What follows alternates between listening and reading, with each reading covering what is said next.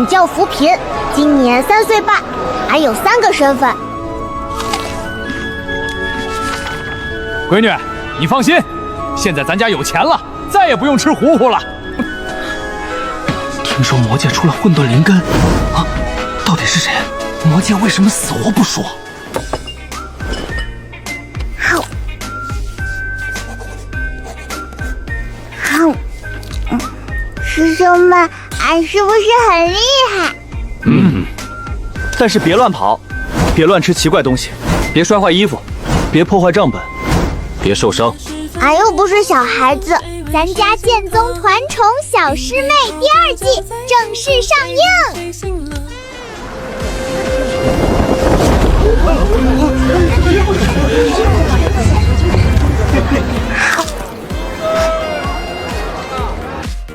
俺感觉又有人要给俺送钱了。哟，这不是天剑宗那群穷鬼吗？小师，什么小师妹？我们小师妹在这儿呢。没关系，理解。毕竟他是青云宗的，立场要对。他们发财了，买这么多。熊师姐，你忘了上次在幻兽迷墟，那个3岁小娃娃坑了我们多少零食啊？是啊，差点忘了。就是那个小娃娃吗？挺可爱的。哼，可爱有什么用？杂灵根一个，还是靠我们大师兄给的极品间接丹才引气入体的。除了有点可爱，根本没前途。你们不是说它可以亲近妖兽吗？除了有点可爱和亲近妖兽，根本没前途。熊师姐还挺严谨，补充条件补得很快。快走快走，别又被缠上。碰上他们准没好事。也不是，他们之前确实贡献了不少零食。幻兽迷墟，青云宗贡献1600零食，外加1颗极品进阶丹。俺哥说过，做生意要有格局。青云宗的道友们好，好久不见！你们也来逛街啊？上次多谢你们的零食，那颗进阶丹特别好用。欢迎下次再来消费。客户不想交流没关系，下次消费就行。师兄们都有新剑了，但剑上光秃秃的，什么都没有，像没穿衣服。得给师兄们的剑买点配饰。我们去买剑饰吧。老板，这个，俺都要了。这个适合木灵根剑修，能增加1点防术，还能稳住剑气。3师兄，这个配恁的青木令剑，很合适。4师兄，这个给恁。小师妹。5师兄，这个好看，也配人。小师妹眼光真好。冷静。6师兄，能天天记东西，得静心。我会记录这件事。这个也要记啊？要，很重要。大师兄的剑也光秃秃的，天外云铁剑那么好，得配一个低调又好看的剑髓。小客人好眼光，这个是银参丝剑絮，时尚品零食，配那位道友的剑刚刚好。老板，这个我要了。这位客人是这位小客人先看上的。我们小师妹看上了，就是我们的。小师妹看上这个剑苏，是她的福气。你们天剑宗的人买什么剑饰？那破剑配得上这么好的东西吗？就是，快让给我们小师妹。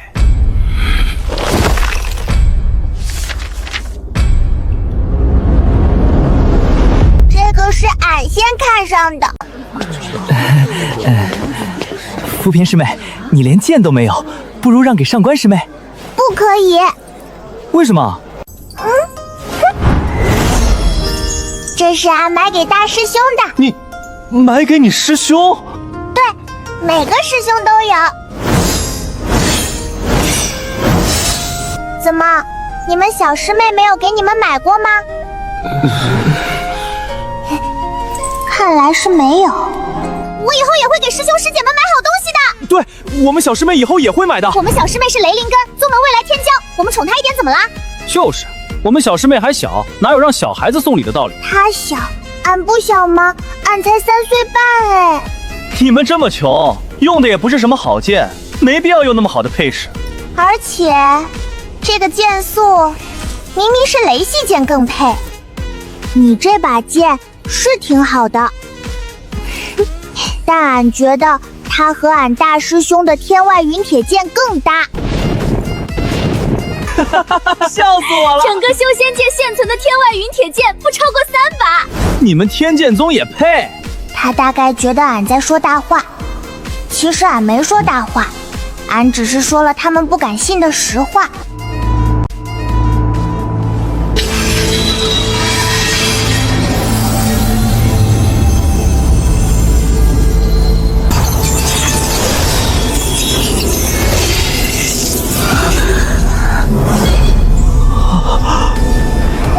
天外运铁，整个修仙界现存不足3把，你托小师妹的福才收到。大师兄这句话比拔剑还帅。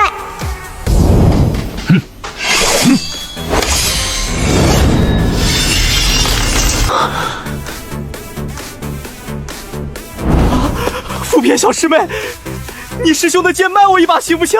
多少钱我都出。有钱师兄，有的东西可以花钱买，有的东西不可以，比如俺师兄们的剑。赵有钱，你能不能有点出息？出息不了一点，这可是有钱都没处买的宝剑。这些剑真的和你有关，这是俺们天剑宗的宗秘哦，无可奉告。小师妹学魔兵化语，效果极佳。为什么你的师兄们都有这么好的剑，而你没有？而且还要你一个3岁半的小孩送剑士，这些剑士要几十上品灵石，但一般炼气期的剑几百中品灵石就有。你觉得俺是买不起吗？俺只是在等一把适合俺的剑，而且俺虽然没有剑，但俺有师兄们。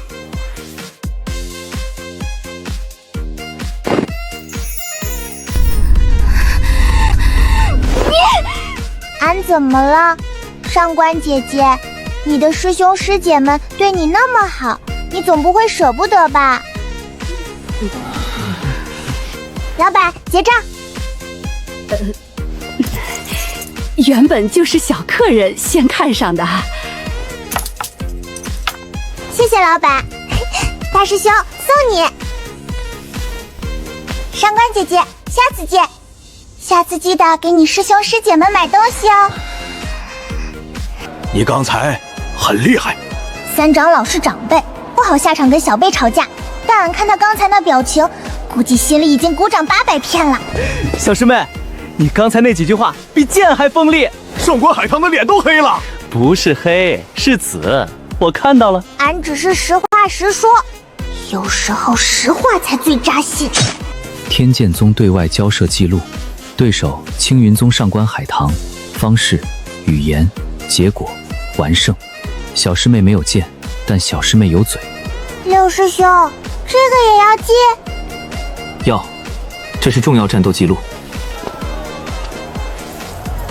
大师兄嘴上不说，但他喜欢，他特别喜欢。小师妹，石油品话得值，特别值。终于要回去了，带着灵石，带着矿石，带着新剑，还有三师兄买的狗，不对，燕獒。俺记得他，半年前就是他送俺去修仙界。小鬼，出了魔界千万别暴露魔气，别让修仙宗门的人抓你去炼丹，还挺讲究。他认出俺了。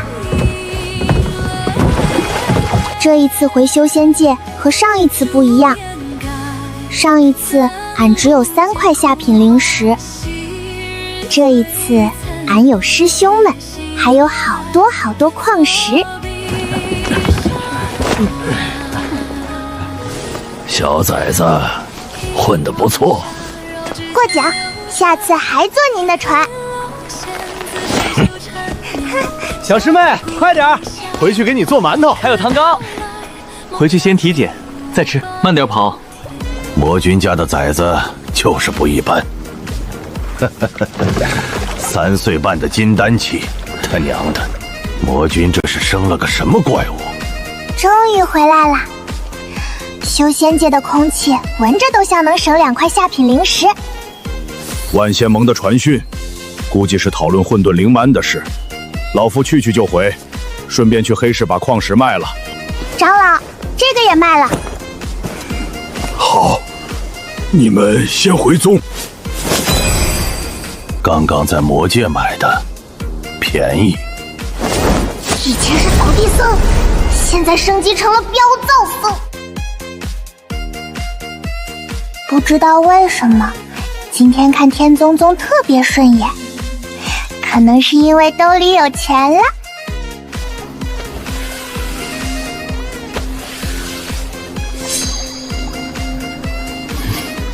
很好，水系剑要用火养，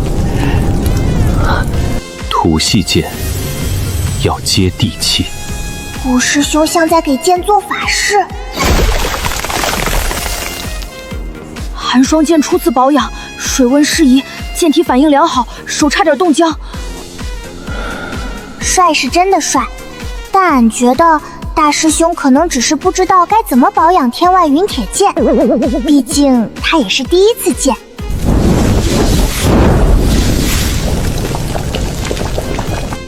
每闻一口都觉得神清气爽，有钱宗门的饭闻着都不一样。这辣的有点过分了，还行，能接受。我是不是在渡劫？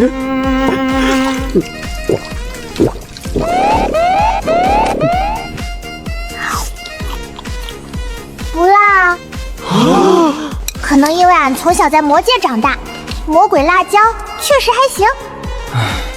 下次我多做一点。我给二师兄传个讯，让他别找矿了。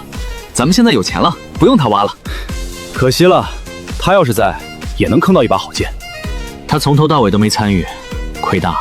平时传讯，我跟他说过小师妹的事儿，他说找了3年矿，攒了点家底，等他回来，一起养小师妹。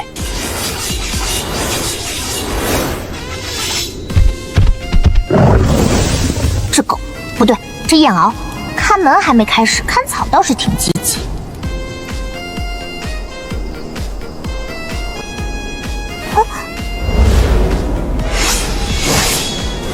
三长老像飙车的老和尚，大长老像刚下班的铲屎官，二长老像刚从炼丹房逃出来的火攻。俺现在像一块刚出炉的丹药，每个长老都想验一遍品质。好，混沌金丹，根基打得比老夫的鞋底还厚。不错不错，这招声东击西好，锅甩魔界了，谁也查不到咱们头上。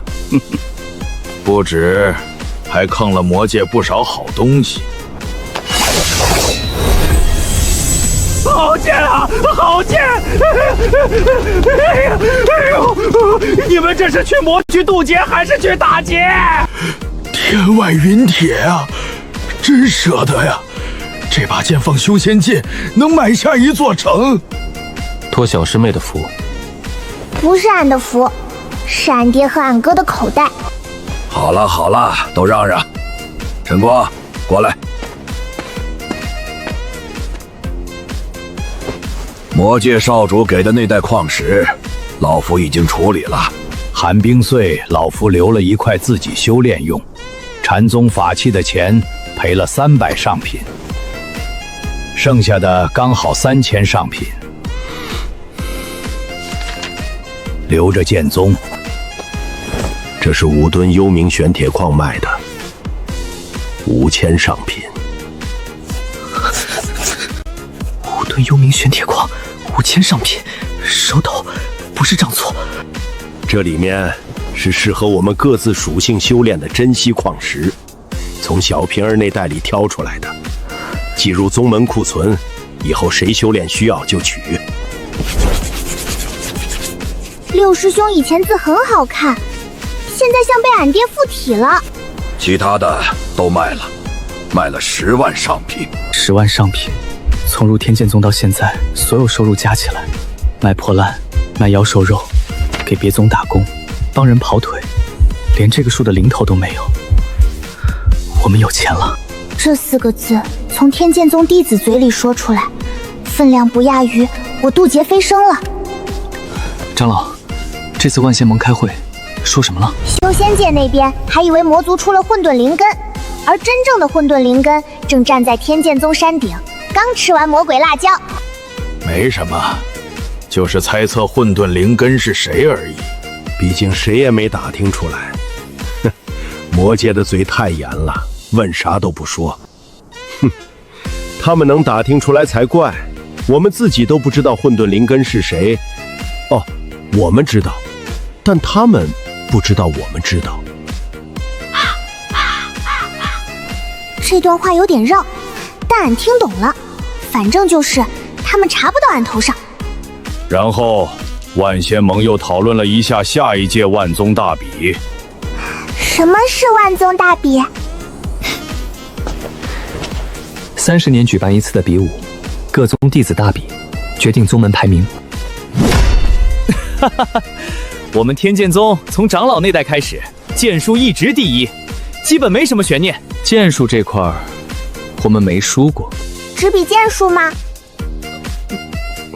不是，也比炼丹、画符、阵法、炼机什么的。只是那些我们一样都。天剑宗很强，强得非常偏科，但有剑就够了。靠剑一样能拿第一。剑修不需要别的。还有1个月，不急。当务之急是建设宗门。老夫收到传讯后，第一时间去了一趟宫闾阁。明天他们会派弟子过来估价。宫闾阁是修仙界将术鼻祖，价格不便宜吧？我以前在那儿打过兼职，阁主答应给老夫员工价8折。8折能省多少？大概能省出1间食堂。终于为宗门省出了1间食堂，这就是打工的意义。洞府不用修吧？都住习惯了。能省则省。修洞府还不如修个藏书阁。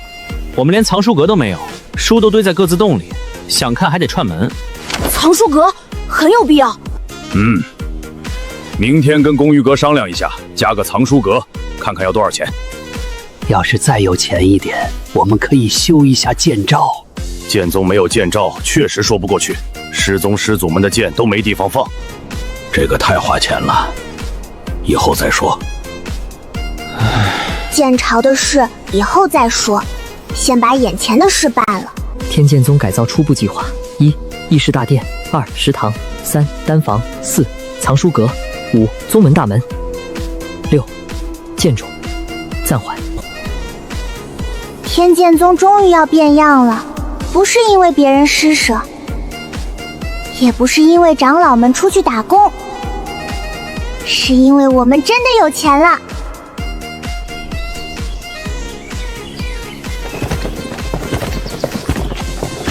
看起来就很贵，不对，看起来很专业。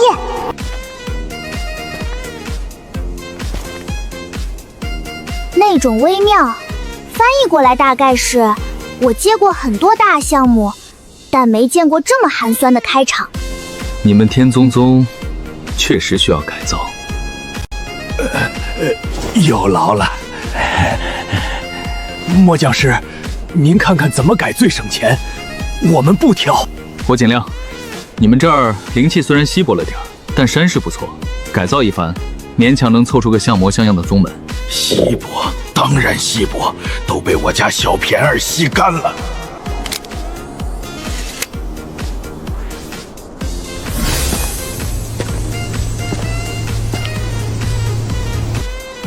丹房放这里，够远吧？够远，炸了也不容易伤到主峰。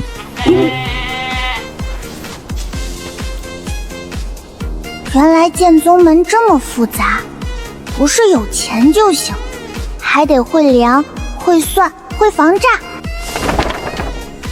议事大殿建在山顶，宗主洞府旁边，方便召集弟子议事。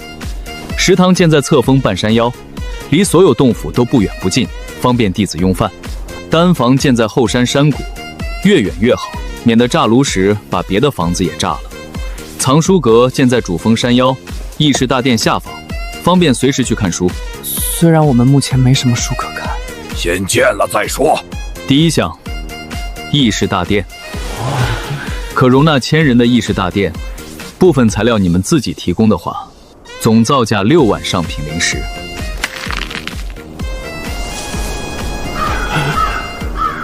6万上品，10万还没捂热就要少一大半，剑宗们真烧钱。第二项，食堂，可容纳100人的食堂，带后厨，2000上品。食堂这么便宜？食堂不需要防御法阵，厨房也不需要，除非你们打算在厨房里炼丹。看老夫干什么？老夫又不是没地方炼丹。第三项，丹房，这个贵，因为要加防御法阵，100平1万上品造价。100平就要1万！防御法阵贵，丹炉爆炸的威力不亚于金丹期自爆，法阵要扛住这个级别冲击，材料费、人工费、阵放师出场费加起来就是这个价。那就先建个100平的小丹房，能省则省，够用就行。第4项，宗门大门，用料白玉石柱4根，门楣用玉砂石板，瓦片你们自己出。不装饰门面3000上品，要装饰门面的话1万上品。能装一半吗？怎么装一半？就是不装那么花哨，但也不能太寒碜。那就减少装饰，5000上品。行。原来10万上品很多，但也没那么多。宗门还没建完，就已经花掉一大半了。天剑宗的底蕴确实值得改造。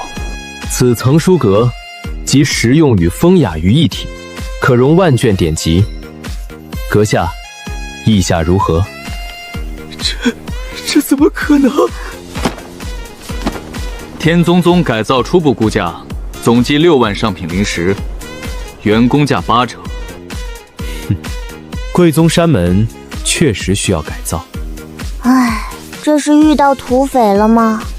唉，该来的终究还是来了。这是全部了，拿去吧。确认无误。六师哥，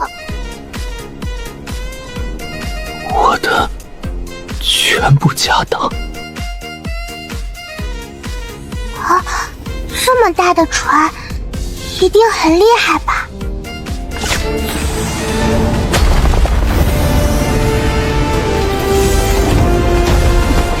分工，老夫负责议事大殿，丹房归我，后山开荒我来。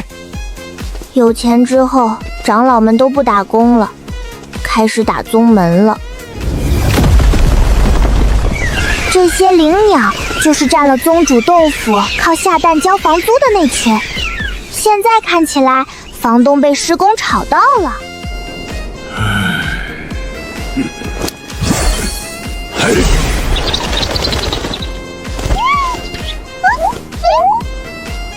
大概是灵果太香，他们原谅三长老了。这个位置很好，万一炸了也不会连累食堂。食堂很重要。收到你传讯的第一时间，我就顺了不少青云宗的炼丹材料，反正他们库存多，少一点也发现不了。俺看到了，长老们的道德底线比俺想象的灵活。不错，像个能活下去的宗门了。小平儿，你敲泥块的姿势很有剑意。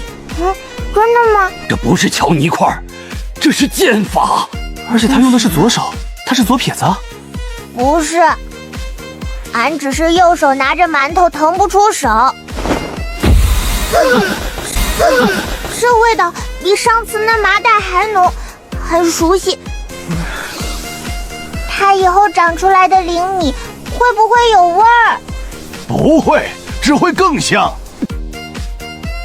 这个法阵能防止山林妖兽偷吃灵田里的东西。以前的山门狗路过都不知道这是宗门。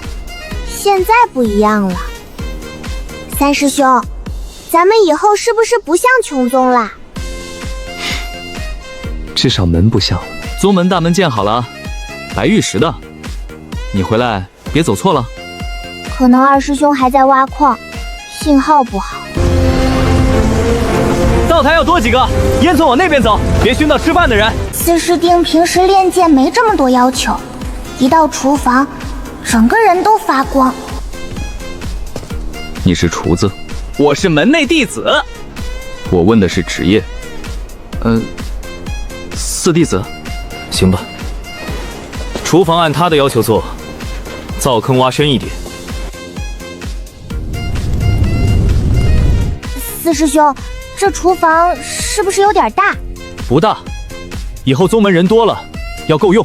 天中宗现在才几个人，但四师兄已经开始幻想100人食堂了，很有梦想。这是我见过最好的厨房。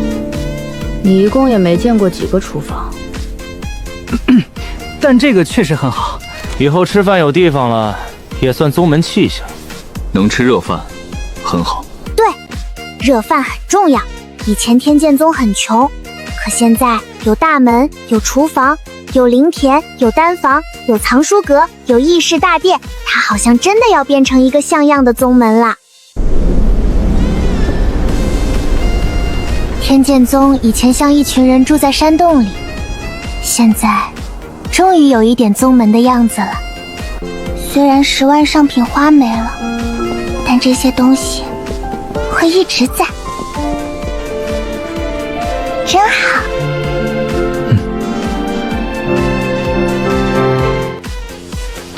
五师兄负责改造洞府，不用大改，但门口需要装饰。然后他在这方面展现出了惊人的热情。大师兄这里要高雅，三师兄这里要清秀。这花不会烧洞府吧？不会，只是像火。富贵，非常符合五师兄对自己的定位。好看，也不费钱。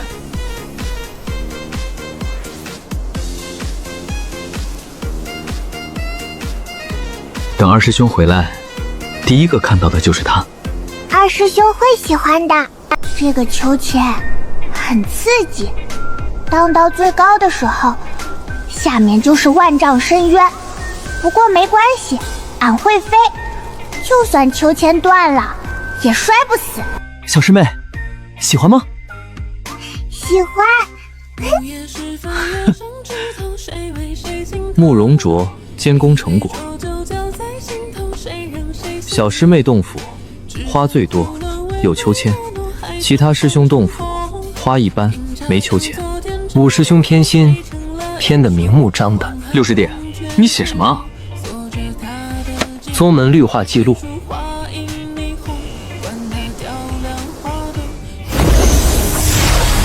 此阵法布完后，元婴期以下难以强闯。很好。啊！原来六师兄枕头底下藏的是这些，难怪他每次记完账都叹气，不是为钱叹气，是为小说里的主角叹气。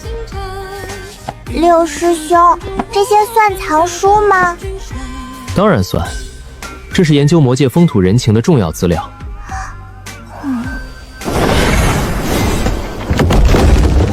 大师兄辛苦了。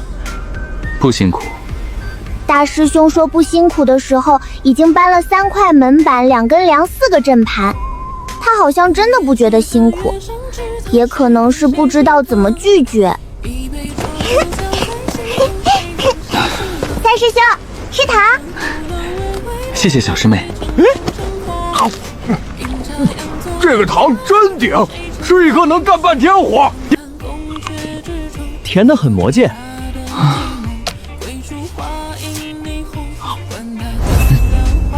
甜度约为修仙界糖果3倍，提神效果明显。大师兄也吃。大师兄说太甜了，太甜了，但他没有吐出来，还笑了。所以就是喜欢。半个月前，这里还是一堆山洞。半个月后，它真的像个宗门了。钱花没了，但家变大了。以后终于有地方开会了。这是我见过最好的灶。你一共也没见过几个灶。四师兄的梦想已经从一口锅升级成8个灶，很励志。可以炸了。我是说可以开始炼丹了。二长老这句话听着很危险，但好在丹房修的离食堂很远，食堂安全就好。上面得刻字。确实，不刻字儿，别人不知道这是咱宗。而且这么好的门，不刻字可惜。谁刻？我。你是全宗最有文化的。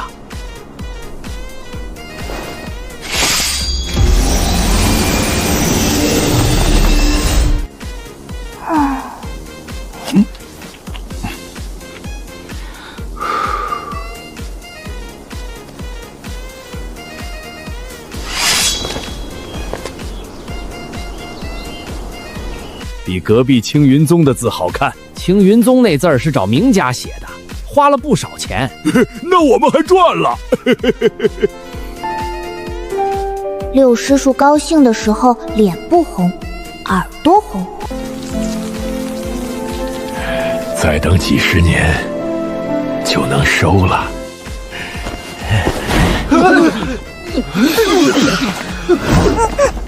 大长老手里的东西很补，也很冲。丹房，二长老，食堂没事吧？成功了！第一届培元丹，虽然品相不太好，但能吃，应该能吃。什么叫应该能吃？就是吃了不会死。那吃了会怎么样？可能会拉肚子，但不会死。能吃就行，拉肚子总比没丹药吃强。对，咱们以前连拉肚子的丹药都没有。这话听着很惨，但好像是真的。等我再炼几炉，品相就好了。炼丹这事儿熟能生巧，下次炉盖应该不会飞了。以前吃饭是在露天石台上，风吹日晒，下雨还得端着碗跑回洞府。现在不一样了，有屋顶，有桌子，有椅子，像个真正的宗门食堂了。咱们天剑宗终于像个正经宗门了。有大门，有大殿，有食堂，有丹房，有藏书阁，有灵田，有果树，有花，有秋千。这一杯敬小千儿，没有他就没有今天的天剑宗，没有他，老夫还在玉灵宗插屎。没有他，老夫还在青云宗烧锅炉。敬师兄们，敬长老们，没有恁们，也没有俺今天。这一生向天震宗的新开始。这辣椒后劲还是这么大，我觉得刚刚好。我是不是在渡劫？这辣椒比魔界的还辣。就是魔界买的。年纪大了，受不了。解辣丹，你俩要不要？要。不辣啊。真的不辣，可能俺在魔界吃糊糊吃习惯了。对了，二师兄本来想赶回来的，但是半路要突破了，只能先闭关。那就是元婴了。没人护法，他能扛过去吧？二师兄那么厉害，肯定能。到时候咱宗就有2个元婴弟子了。宗门战力更新，大师兄沈清晨元婴中期，二师兄傅少即将元婴待确认，三师兄苏宁金丹后期，四师兄严川金丹后期，五师兄慕容卓金丹后期，六师兄顾晨光金丹中期，小师妹福群金丹初期，长老华神期3位。备注：从今天起，谁还敢骂天剑宗不行？不对，压根儿没人敢说天剑宗不行。他们骂的是我们穷。备注：从今天起努力搞钱。现在终于开始变得不那么穷了。突然觉得这里真的变成家了，不是魔宫那种家，是真正的属于自己的家。小师妹，晚上凉，披上。谢谢三师兄。别坐太晚。宗门很好，师兄们很好，一切都很好。长得好，长大了给小平儿炼药。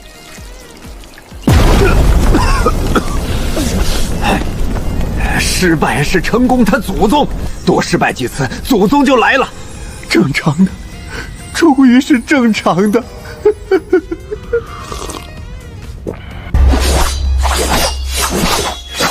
这一件手腕要再转一点。苏宁，你这一剑太软了，像在炒菜。言川，你的剑不是门板，别老想着拍人。慕容卓，擦剑的时候别对着光看，伤眼睛。陈光，记账的时候别叹气，影响士气。清晨，你继续，老夫没什么可说的。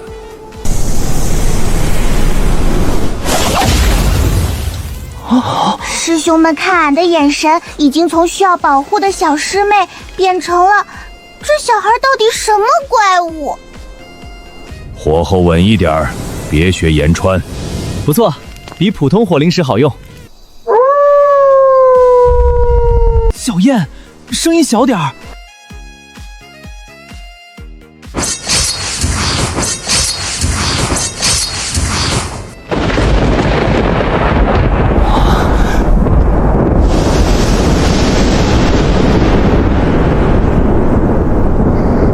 元婴剑，18道雷。交界叔叔，是不是二师兄？他一个人渡劫，没人护法怎么办？二师兄上次说没问题，让我们别担心。他说没问题就真没问题。按照二师兄过往记录，他说没问题的时候，通常确实能活下来。这雷看着在交界处，赶过去也赶不及。以傅少的体魄，应该扛得住。毕竟在矿洞里挖了那么久矿，天天跟石头打交道，皮糙肉厚。第9道、第12道、第15道，每一道雷都像劈在大家心上。虽然隔得很远，但俺知道师兄们都在担心二师兄。渡劫的人成功了，虽然不知道是不是傅少那孩子，但祝福他吧。二师兄，刚才渡劫的是你吗？是的话回个信。是，活着，养完伤就回去。活着就好。二师兄傅少渡劫成功，修为元婴，人活着，剑不知道还在不在。等他回来。第一次以不贫困形象参加大型活动，不能咒。出门在外，馒头最稳。这剑擦起来都有压力，出门要精神一点儿。大师兄应该也觉得这次出门和以前不一样了。看起来就是个普通的小天才。普通吗？3岁半练气后期，哪里普通了？对啊，哪里普通呢？修仙界平均数据，10岁练气后期才算天才，3岁半练气后期算怪物。那就当他是怪物吧，反正咱宗也不差这一个。长老，您这话听着不像夸俺。这是俺第一次从西山门出发，去参加万宗大比。俺们天中宗不再是那个只有山洞的穷宗了。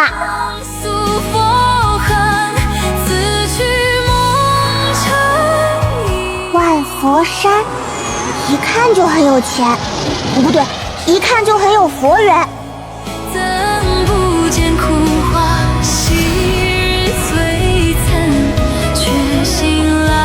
这地方大的离谱，俺要是跑丢了，估计三师兄能集出第2个金丹。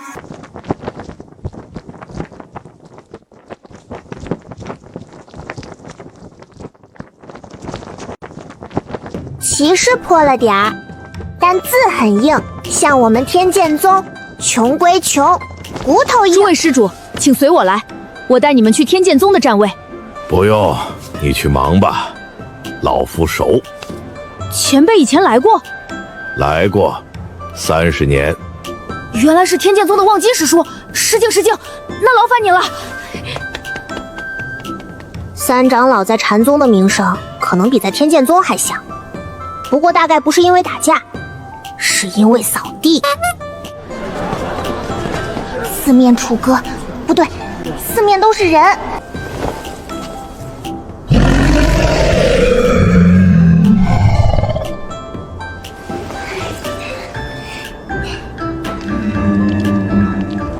不要和青云宗的人吵架，也不要打架，打架也不要打脸。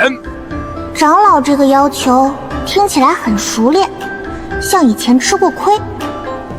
那如果他们先骂我们穷呢？以前会心虚，现在不用。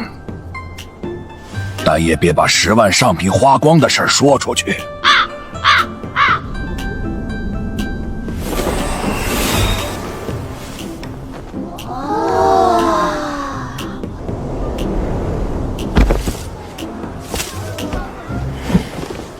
天剑宗虽然穷过，但到底还是5大宗，有些位置，别人再有钱也坐不上。打姑子了，是吃就是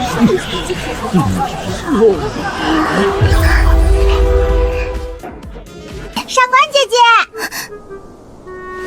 又装看不见，没关系，俺看见他算了。是你？你怎么变化这么大，进步的也快？糊涂长老还是不知道理好。小师妹，好久不见，想死你了！小师妹，这是新培育的灵果，你尝尝。小师妹，我家灵兽想你了，你穿新衣服了，真好看。御灵宗的人还是这么热情，就是每次热情的有点急。青云宗的人每次想跟小师妹说话，都会被御灵宗截胡。活该，谁让他们当初不要小师妹的？别说了，糊涂长老还没走远。他走远了。青云宗不要俺，御灵宗抢着喂俺，这就是选择不同，结果不同。御灵宗的人怎么这么喜欢那个小娃娃？听说他能亲近妖兽。哦，难怪雷一虎对他比对御灵宗的人还温顺。天哪，这小娃娃才3岁半吧，这就练气后期了。天剑宗真是捡到宝了，人少，但每个弟子都是丹灵根天才。不对，那个小娃娃是杂灵根，之前青云宗测过的。青云宗这是走宝了呀！可不是嘛，而且他还能亲近妖兽，你看御灵宗的人稀罕的不得了。周通霄上次说了青云宗一顿，说没有介绍这个小娃娃去御灵宗。杂灵根而已，我们才不稀罕。哼，不过是靠大师兄的极品丹药引气入体。对，肯定是丹药的问题，才让他运气好到了练气后期。杂灵根可能这辈子也就练气后期了，想筑基，估计遥遥无期。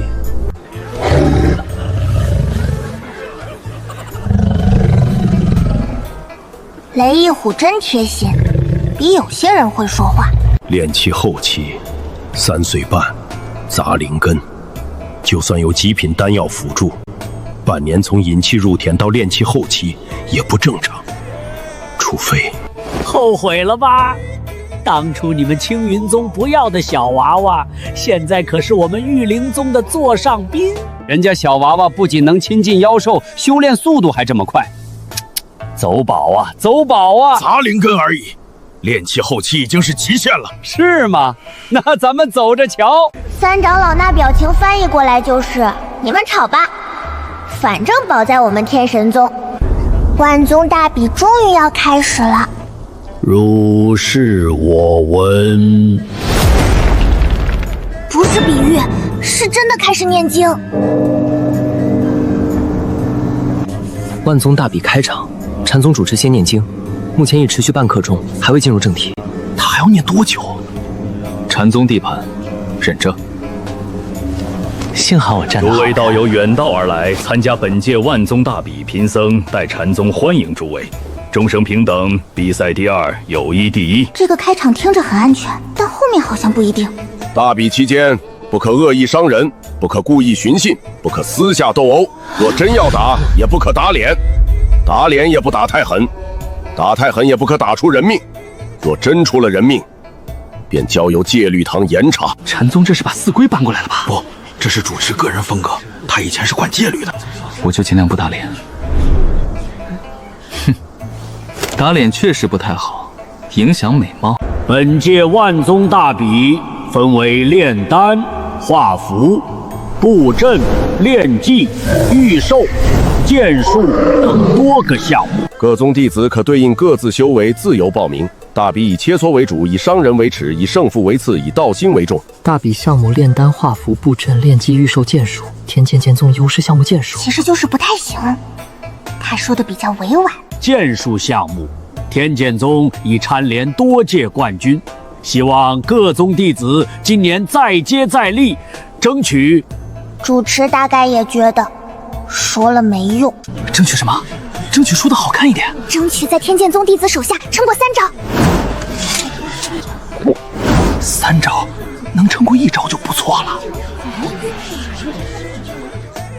剑术这块，俺们天剑宗好像真的很让人放心。稍后各项目报名处会同时开放，请各宗弟子依序报名，不可拥挤，不可插队，不可因报名顺序产生争执。若产生争执，依旧不可打脸。万宗大比开始了，谁在酸，谁在笑，很快就知道了。剑术，剑术，剑术，剑术。六师弟，你还报阵法？反正输了也不丢脸，赢了就是赚的。剑术。110岁的元婴中期，修仙界目前天骄榜第1，大师兄的对手大概已经在心里写遗书了。3岁半，炼气后期，入门半年，你确定要报名？确定。新人组虽然是给入门3年以内的弟子设立，但修为不限，你的对手可能有筑基期，你才炼气后期。没关系，俺就试试。防御阵，困敌阵，迷幻阵。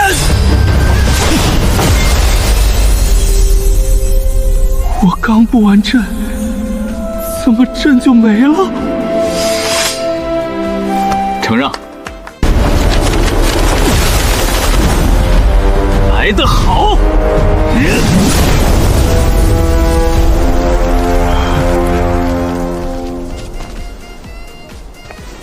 这就不打了？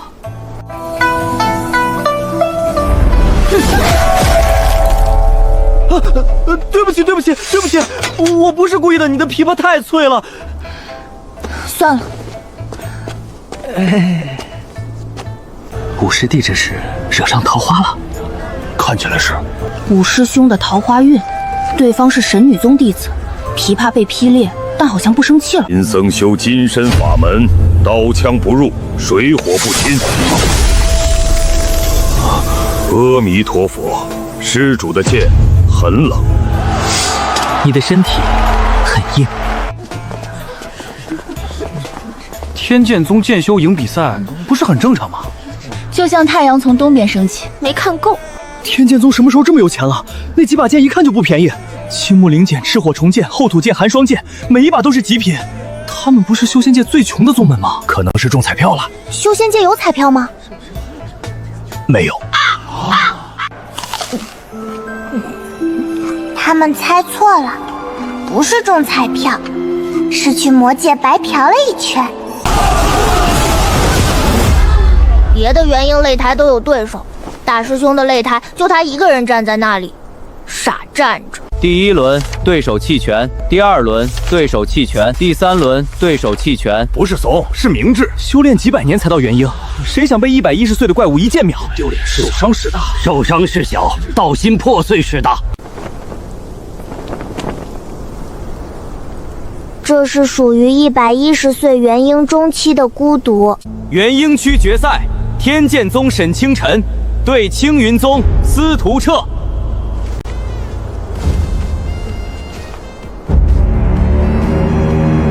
就是那个在幻兽迷虚里被3手青焰师拍了好几抓子，后来又送了俺一颗极品丹药的青云宗大师兄。元婴初期150岁，比大师兄大40岁，修为低一个小境界。司徒策已经输给大师兄2次了，加上这次大比，就是第3次。事不过3，但对司徒策来说，可能是事不过一直过。灵根属性金、火、土，亲和力中等偏上，战斗风格稳健，擅长持久战。结论：胜面70%。青云宗大师兄其实挺惨，但也就同情3秒，毕竟他对上的是俺大师兄。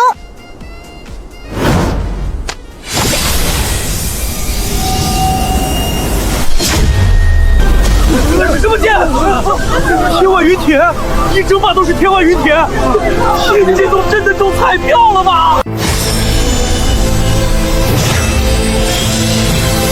大师兄这一剑看起来简单，但越简单越吓人。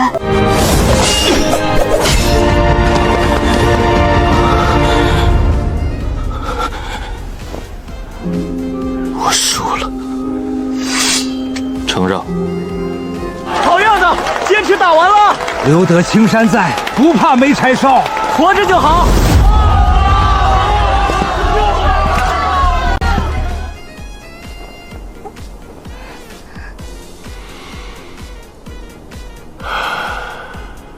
天剑宗的剑术确实无人能及，沈清晨这孩子天赋太高了。110岁的元婴中期，修仙界有史以来能排进前5。关键是他还在进步。你们天剑宗这次剑好像更好了。还行，朋友送的。哎，这就有点惨了啊！你看，他那剑都快拿不稳了，这还怎么打？话不能这么说，修仙一途讲究的就是一个缘法。他这是没遇上好师傅，要是遇上咱们天剑宗的长老，哪能是现在这个样子？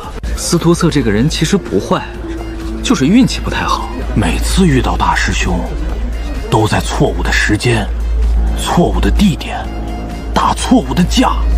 人生最大的悲剧，不是输，是输给同一个人3次。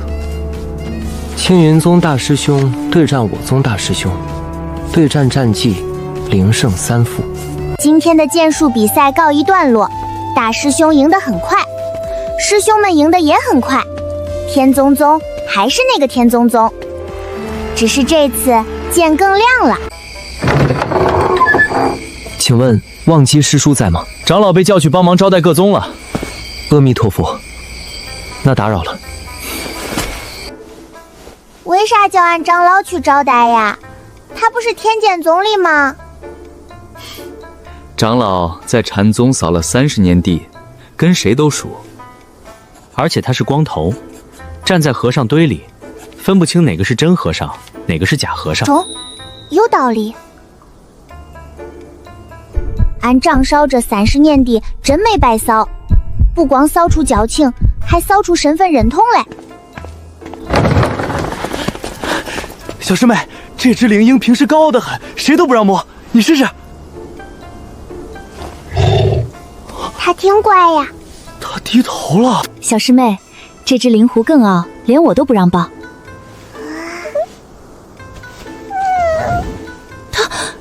它不挣扎。它是不是冷嘞？俺怀里暖和。小师妹，我这只也试试。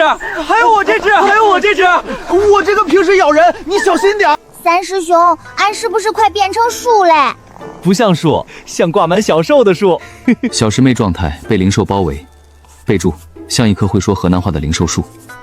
恁可别掉毛啊！俺衣裳洗一次可费劲了。慕容师兄，你今天那一件真帅。谢谢。这这是新酿的零酒，这件法衣你穿一定好看。五师弟，长得好看，果然能当饭吃。不光能当饭吃，还能创收。慕容卓颜值变现，效果显著，建议列入宗门副业观察名单。咦，你们大师姐嘞？大师姐啊，在练剑呢，说要努力追赶某人。大师兄，他在努力嘞。他的剑法确实要练。大师兄一句话，伤害不大，侮辱极强。没事儿，剑法能练。俺大师兄嘴不中听，但人中。小娃娃，你吃了什么丹药？你修炼的是什么功法？你是不是有什么奇遇？司徒策师兄给过俺一颗极品丹药。司徒翠，青云宗是那个大师兄？对呀，上次在幻兽迷宿，他给俺嘞。极品丹药确实能帮人引气入体，可半年到炼气后期，还是快得离谱。大师兄往这一站，怪像一座山，还是会拔剑的山。天剑宗道友，你们的剑在哪里买的？在魔界买的矿石，自己打的。魔界？那个新开的商贸区？对，具体哪个摊位？什么价格？能定制吗？安哥要是知道我们又给魔界商贸区拉客，估计得笑得睡不着觉。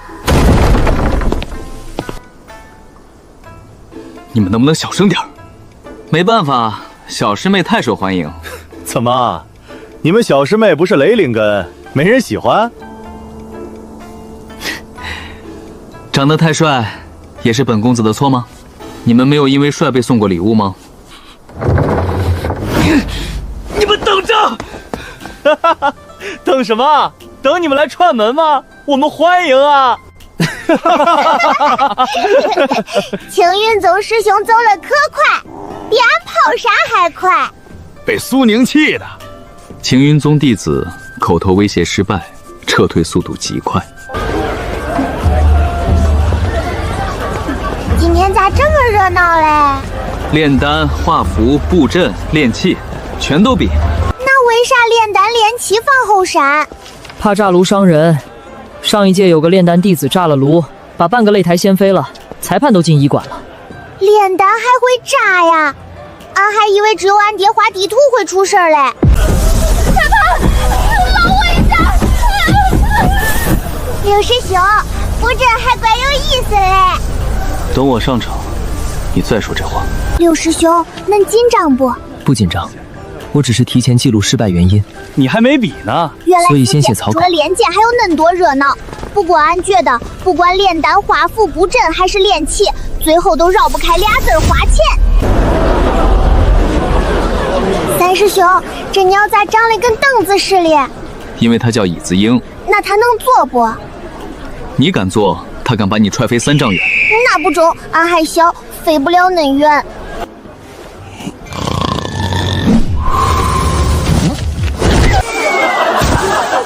飞得还怪圆润嘞，这叫被椅子踹出了风采。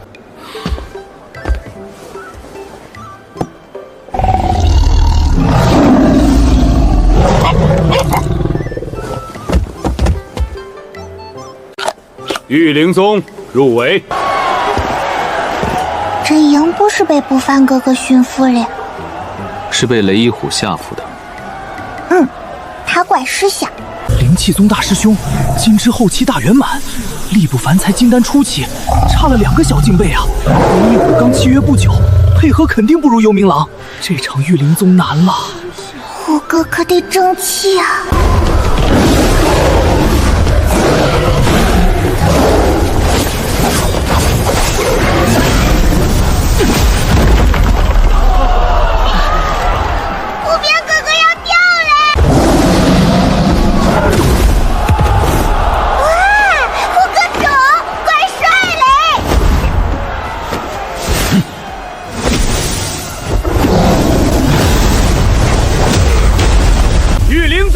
胜！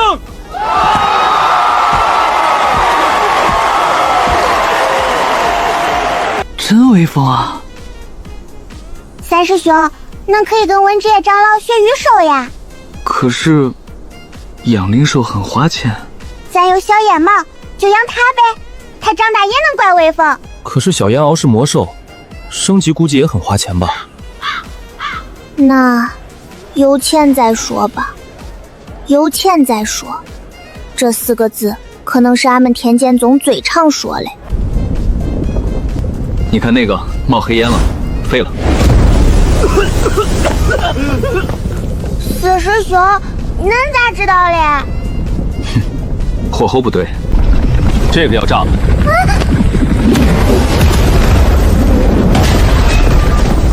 我还要练！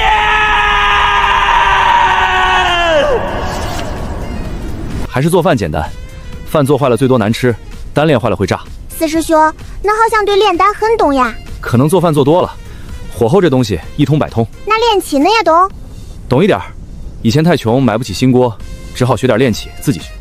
因为穷，一个剑修硬生生被逼成半个炼丹师，半个炼器师。俺们天剑宗的穷，到底逼出了多少跨界人才啊？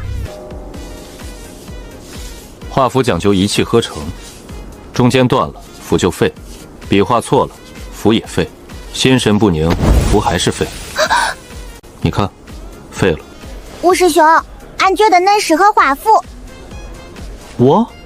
恁给大师兄递剑的时候不抖，给长老端茶时候不抖，给小燕熬梳毛的时候也不抖。可是买符纸和笔都很花钱。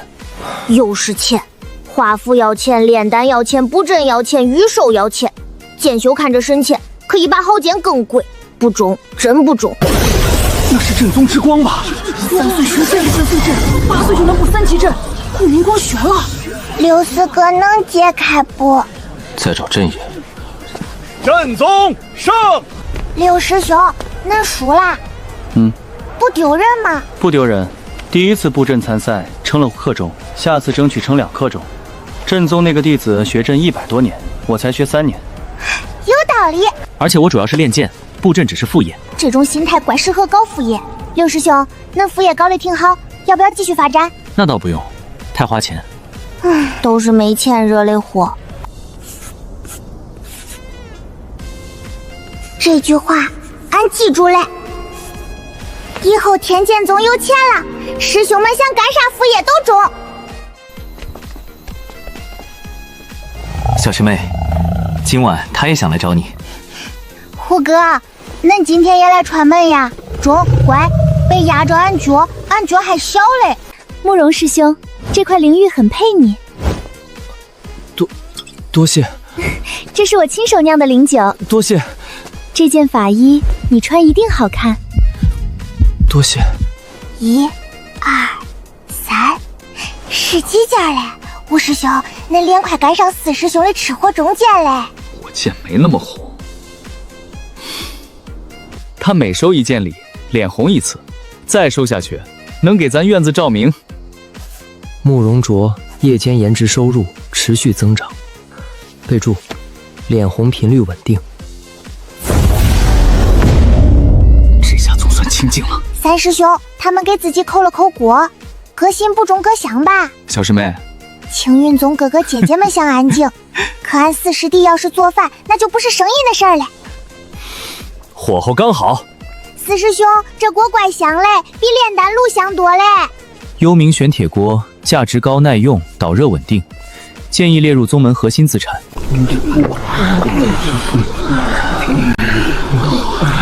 坐下。大师兄，可是他们……坐下。他们闻得到吧？肯定闻得到。那怎么不过来？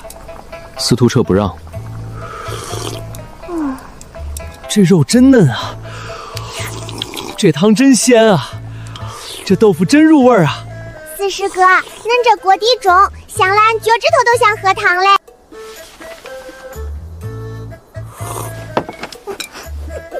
6师兄，恁这个总结怪准嘞。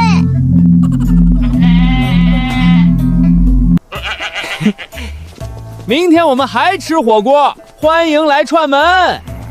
今晚火锅咋感觉比刚才更香嘞？因为有人看着我们吃。准确说，是一群人看着我们吃。俺沾着怪像菜地里长错了豆芽，还是最矮那根儿。能勾就勾，中。不能勾也不要暴露修为。中。按正常炼气期水平打就行。中，俺记住了。你们说小师妹会怎么打？长老都说了，能狗就狗。她应该会很听话。小师妹新人组第1轮战术预测：狗。开始。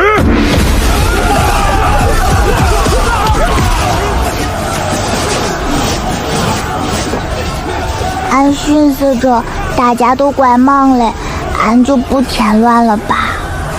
现在打能打的，那个小道具最后再说。俺也赞同。他真蹲下了。长老让他狗，他就真鼓，挺好，省力。小师妹大乱斗战术，原地蹲守，优点低调，缺点过于低调，能晋级就行。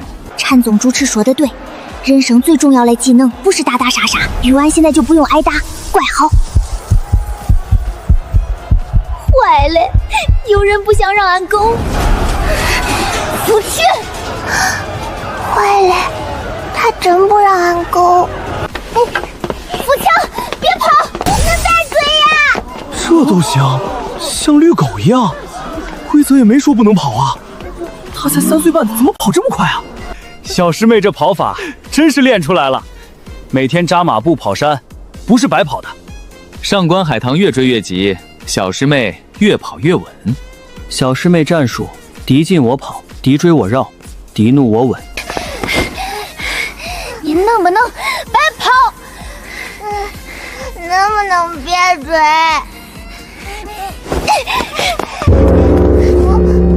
时间到，大乱斗结束。你为什么不打？为啥要打？勾着就能晋级，俺为啥要打？这小娃娃狗到天才啊！妙狗，狗出风采。好，这小娃娃有前途。小师妹，你这战术堪称狗王之王。能不打就不打，能躲就躲，把狗字发挥到了极致，而且把对手气成这样，也算一种胜利。新人赛大乱斗，小师妹战绩0杀0伤0被打，结果晋级。备注：对手气炸了。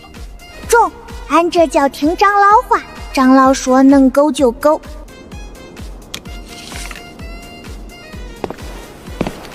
食神宗那个小天才米其林，听说他的灵石能恢复灵力。3岁半对10岁这怎么打？虽然都是炼气后期，但年纪差太多了。天宗宗那个靠丹药引气入体，根基肯定不稳，估计他1招就输了。我估计半招。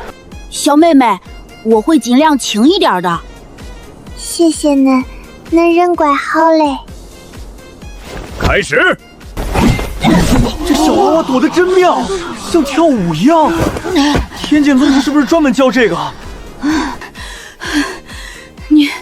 你为什么那么能躲？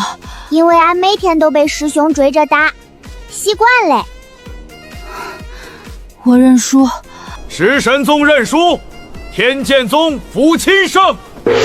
又赢了！上一场狗，这场躲赢，这娃娃运气也太好了。俺这不是运气，俺这是腿脚好，打不着俺，赢不了俺，这道理怪简单嘞。风狐速度极快，爪子带毒，这次那小娃娃躲不掉了吧？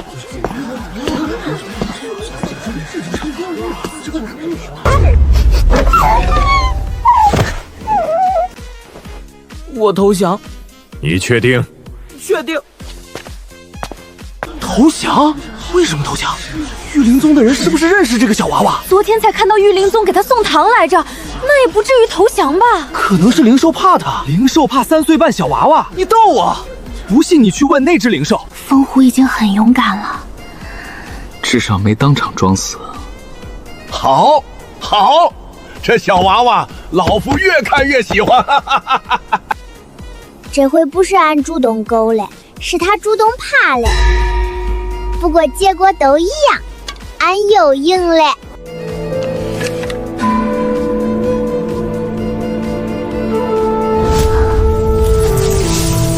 伏笔对上官海棠，青云宗雷灵根对天剑宗杂灵根，这下他总不能再靠跑了吧？上官海棠肯定不会让他狗。这一场，我看你还能往哪儿跑？擂台嫩大，应该还能跑一会儿吧。来了来了！青云宗小天才对天剑宗小不倒，雷灵根对杂灵根，筑基初期对炼气后期，法医对布衣，雷击木剑对普通木剑，这差距也太大了。天剑宗那个小娃娃能撑过3招就算赢。小师妹，一招解决他，让他跑，擂台就这么大，看他往哪跑。小师妹，好好教训他。那颗珠子俺认识，俺哥推销给他的，一颗就值上百商品零食。从头到脚就俩字儿，怪贵。俺从到脚也俩字儿，怪穷。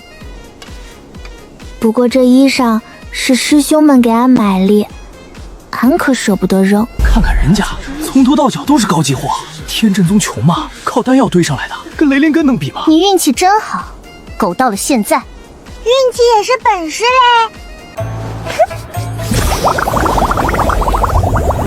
我的娘嘞，这是个啥呀？这是我的独家发明泡泡抱抱，你可要一直跑哦。上官姐姐，那我要是不跑了会怎么样啊？那你就试试呗。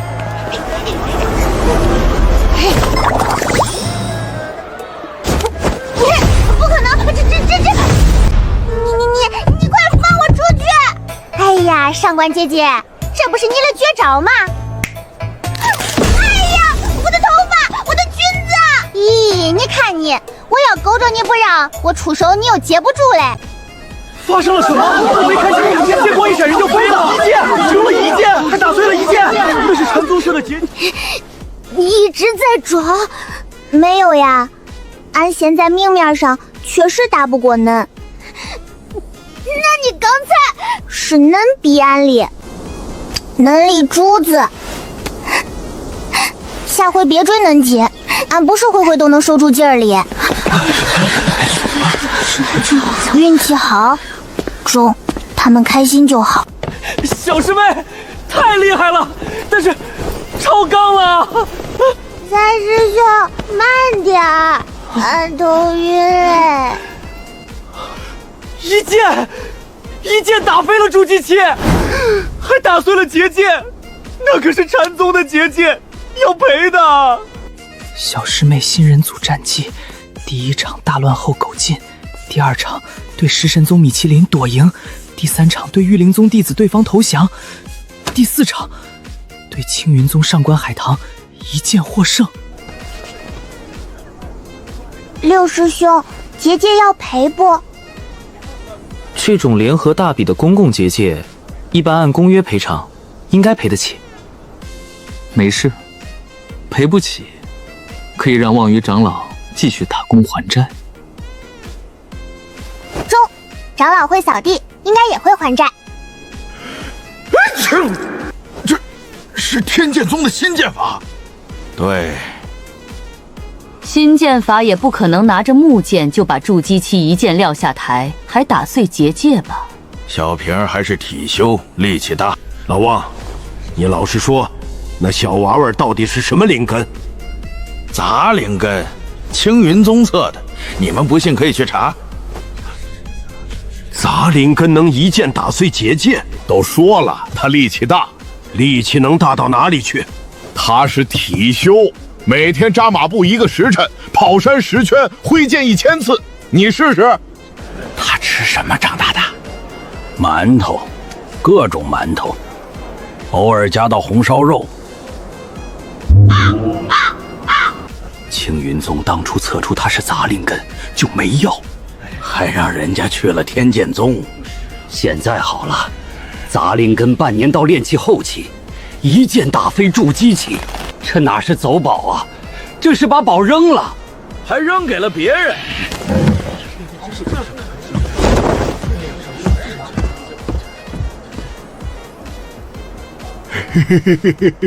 长老笑得怪开心嘞。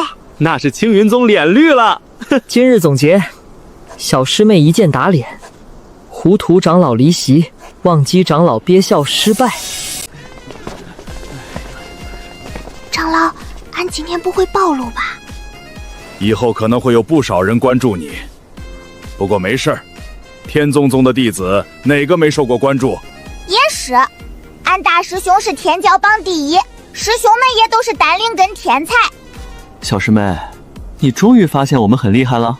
俺早发现了，就是恁们平时太穷，容易让人忘。那姐姐赔偿哩？主持说了，不用赔。老夫在禅宗扫了30年地，这点面子还是有的。这30年地莫白扫。剑术比赛第1，新人赛第1，都记账。刘师兄，恁手不抖啦？以前可能会激动，现在也就还好。见过10万商品灵石大阵仗的人，果然不一样嘞。中阶疗伤丹，幽冥玄铁矿。小师妹正好缺一件法衣。长老送的护身符上次渡劫都碎了，刚好补上。虽然比不上长老的护身符，好歹有法衣穿。当金丹1级的法衣，好像也不是多高级。小师妹，你不能这么比。你刚才一剑打碎的是结界，不是人。普通炼气期弟子能有一件挡金丹1级的法衣，已经是保命的东西了。你看上官海棠，不就是穿了法衣才没被你打死？中，有道理。而且参加这种比赛，拿第几不重要，出名才重要。出名有啥用呀？这种比赛本质上是各宗展示实力的舞台，宗门排名、资源分配、外界雇佣都是一次次比出来的。像大师兄出名之后，每年都有不少人找他当护卫，能赚不少。以前那把剑300商品，当护卫赚的。我们以前的剑也是，天宗宗发的剑就是木剑，想要好剑要自己挣。我们长大了就得自己出去兼职赚资源，抓猛兽、当护卫、采灵药，什么活都接。大比怎么样？赢了没？有没有把青云宗连打绿？都录下来了，自己看，看完还我。流影珠，这玩意儿很贵吧？借的，山宗的，用完要还。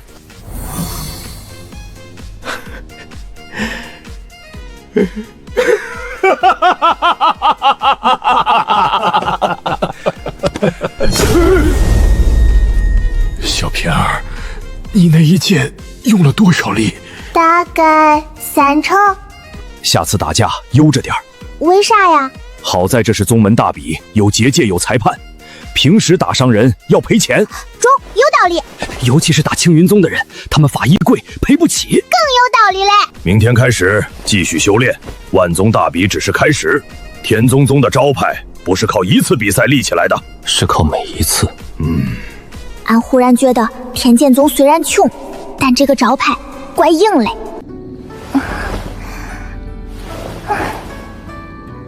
俺不是兴奋的睡不着，俺是在想一个人。二师兄，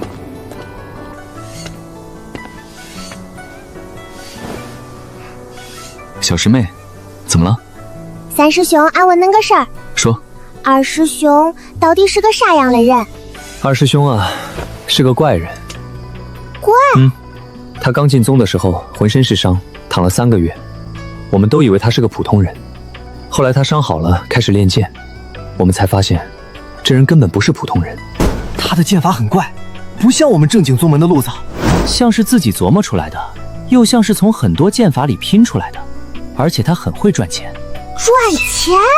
是他想办法搞到第一笔启动资金，让长老们能去其他宗门打工。比现在还差，那还能活呀？对，他说没钱就去赚，赚不到就借，借不到就抢。抢？开玩笑的，大概是开玩笑的。俺好像知道他是谁嘞，俺早该想到嘞。小师妹，想什么呢？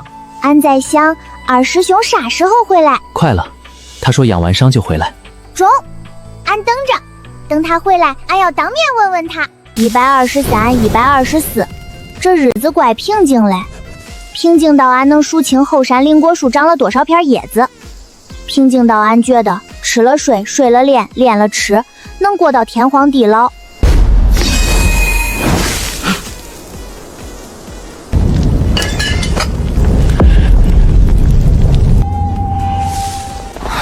怎么了？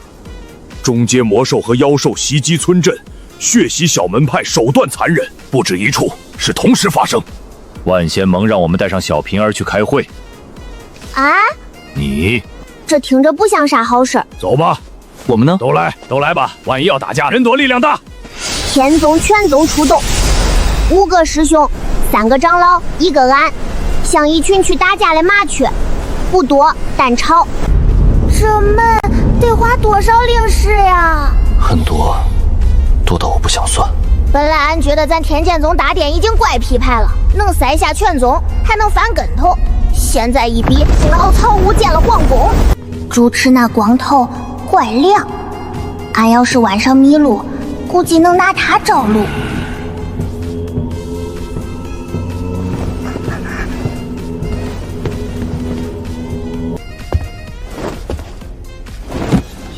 三师兄，俺咋感觉他们都在看俺？不是感觉，是真的。那能不能躲大师兄后头？可以。那是青云宗大长老谢千珏，炼虚初期，比青梦宗主修为还高。对，青梦宗主还在闭关冲炼虚，这位已经是老牌炼虚。但谢长老1500多岁了，青梦宗主才600岁。那还是青梦宗主厉害，600岁就能管1500岁嘞。而且听说青梦宗主曾因情劫荒废了100多年的光阴，实际修炼时间也就500年左右。500岁的炼虚期，不愧是上一届第一天骄，修仙界第一女修。据说青梦宗主的剑法很好，能让大师兄说很好，俺娘的剑法肯定是真好，好到剑齿都服气嘞。六师兄，为啥别人1000多岁就那么老？俺见过有个猎户3000岁还怪帅嘞。首先，修士和凡人的生长衰老节奏不一样，修士肉人受天地灵水温养，不易衰老，所以修仙界300岁以内都算青少年。到了元婴期还能返老还童，想定格在多少岁都行。但一般人几百岁甚至上千岁才能结婴，那时候已经习惯中老年相貌，而且能坐上长老位置的，外貌成熟稳重一些，也更容易管住弟子。俺懂嘞，像俺爹那种3000岁还盯着少年脸嘞，属于不要脸，只要脸。那是玉灵宗宗主白敬信，炼虚初期，本命兽是玄月灵狐，据说接近圣兽级别。玄月灵狐可安抚、引动方圆百里内所有灵兽情绪，还能弱化敌方对灵兽的操控，对契约类术法有天然压制。怪厉害嘞！那是灵气宗宗主白鹤洲，炼虚初期，本命兽是息光圣鹤，也接近圣兽级别。息光圣鹤能展开息光领域，领域中一切灵力流动被扭曲，敌方灵兽契约稳定性下降30%。他们都姓白，气质也有点像咧。据说2个宗主曾是一对情侣。哦，1000年前2人都是被万灵宗宗主捡回来的亲传弟子，都跟了万灵宗宗主姓白。哦，后来嘞，他们为啥分手？后来不知为什么分手了。万灵宗宗主飞升后，万灵宗分成了玉灵宗和灵切宗。六师兄，那连这个都有？知识不分贵贱，八卦也是知识。根据话本记载，当年2人同出万灵宗，是人人羡羡的师宫妹道侣。白敬心温柔持重，信奉以心育万灵，顺其天性共情灵智，追求人与灵兽共生平衡。白鹤洲则性情清傲，信奉以灵切锁万灵，以强克顺利统御灵兽，追求绝对掌控与战力极致。后来白鹤洲为强化灵气，欲以万灵精血祭炼契约大阵，虽能短时间暴涨宗门战力，却视灵兽为工具，用灵兽精血不中吧？白敬心坚决反对，认为此举逆天害灵，也违背万灵宗初心。争执之中，昔日情分被道途之争磨尽，最终2人斩断情丝，各领一脉弟子分立，2宗同根同源，却再无往来。实力世界能彻底压过谁？难怪上次万宗大比，2宗弟子总憋着一股劲儿，这哪门之争？这是前人之争呀！那些都是尹氏大家族的家主。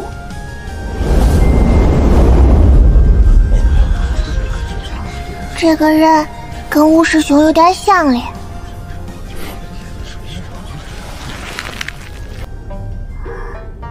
三师兄，那个人真是吴师兄他爹呀？慕容家主。那后头那些都是吴师兄兄弟姐妹吗？同父异母的大概10几个吧，堂兄弟、表兄弟更多。慕容家是大族。俺懂嘞，在慕容家，父慈子孝，兄与弟恭，估计都是画本里才有嘞。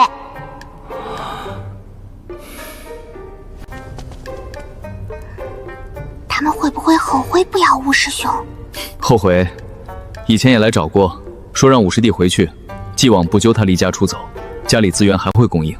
哼，说得像施舍，有价值才是儿子，没价值连根草都不是，不稀罕。吴师兄中，马荣家族以后按绕道走。主持念得好久，久到俺都快数清大殿里有多少根柱子嘞。近日有中阶魔兽和妖兽袭击村镇，摧毁小门派，手段残忍。目前已确认遇袭地点7处，伤亡人数仍在统计中。补充一点，袭击中甚至出现了高阶妖兽。高阶妖兽，那可是元婴期巅峰，加上天赋神通，化神期都能一战。魔兽和妖兽一起行动，他们不是天敌吗？妖兽生活在修仙界，魔兽生活在魔界。他们是天敌，一般不会联手。高阶妖兽与高阶魔兽皆有灵智，一般躲在秘境或魔界深处修道，不会无故屠戮村镇。除非有人操控他们。能操控高阶妖兽和魔兽的，可不是一般人。俺现在弱小可怜，但能吃。干嘛呢？盯着我家小弟子干嘛？我们小平儿才3岁半，你们什么意思？此事恐怕与你们天剑宗脱不了干系。放屁！放你娘的狗屁！胡言乱语，睁眼说瞎话也不害臊。阿弥陀佛都嫌你烦。长老这个井怪有攻击性嘞。据我们调查，混沌灵根现世，魔界渡劫那天，你们天剑宗空无一人。请问，你们那天去了哪里？老夫在玉灵宗铲屎，没问你。老夫在你们青云宗丹房烧火，也没问你。老夫携弟子外出许炼，去哪里历练？就一个秘境，怎么了？哦，哪个秘境？是在魔界中围的秘境吗？是护他渡劫吧？他就是魔界的混沌灵根吧？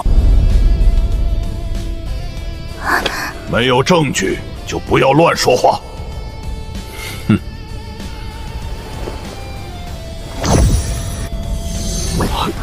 这不是一个炼气后期能做到的，绝对不可能。俺就轻轻看了一下。小师妹，这话现在千万别说。除了越级击败对手，他还能沟通妖兽。对，灵兽怕他怕的腿抖，他跟玉灵宗的人和兽都熟得很，3岁半就是他们的客卿了。我们跟小师妹熟怎么了？我喜欢他不行吗？身价灵兽凉了。就是，关你们屁事！你们灵界宗是不是闲得慌？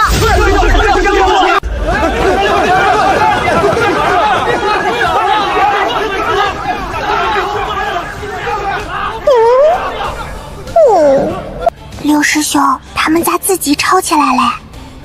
前任之争，历史遗留问题。小师妹记住了，锅砸过来的时候不一定要接，也可以让他砸别人脚上。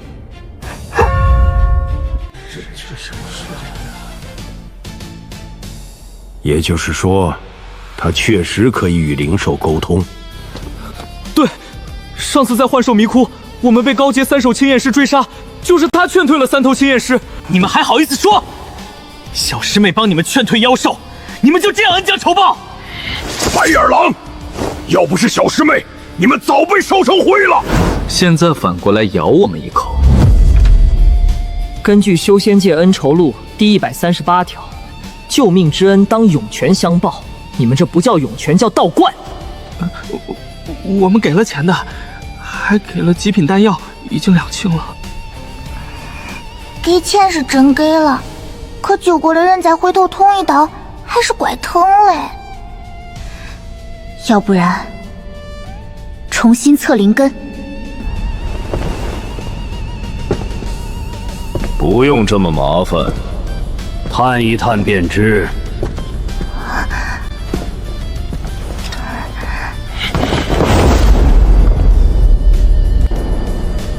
我天剑宗的弟子，岂是你们说探就探的？天剑宗的弟子岂容外人欺负？不行，谁都不许碰小师妹。想动他，先过我们这关。小施主，老衲只问你一句，你如实回答。中。那天在魔界中围渡劫的，是不是你？是俺。真的是混沌灵根，难怪当初测的是5灵根。完嘞，这回是真藏不住嘞。那你是怎么操控妖兽的？俺没有操控他们，他们只是怕俺。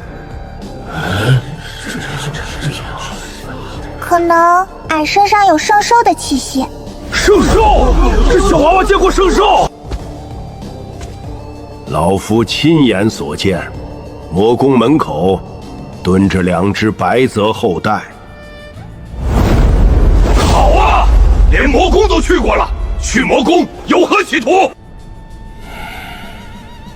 老夫只是想借魔界的地方渡劫，隐瞒混沌灵根出自天剑宗。混沌灵功一出，各大宗门免不了一场争夺。老夫护自家弟子有错，但老夫发誓，天剑宗绝有与魔道勾结。魔君看到混沌灵根在他的地盘渡劫，以为魔界出了天才，召见小平儿，很正常吧？你们见了魔君？我们只在门口等，连魔君的面都没见过。好像说得通。通个屁！你会为了不让别人抢徒弟，让徒弟跑去魔界渡劫？如果是混沌灵根的话，我会。一个修仙界的混沌灵根到了魔宫，还能被魔君放回来，探一探体内有没有魔气，不就知道了？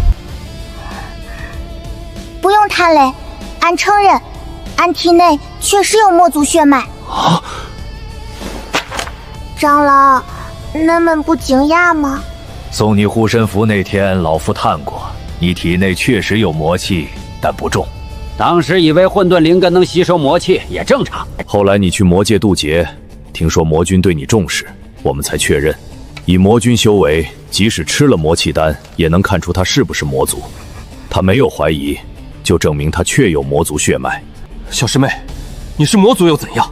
你是我师妹，这不会变。对，我也一样。宗主说过，天剑宗弟子不问出身。我的本子记了这么多关于你的事，不会因为你是魔族就扔掉。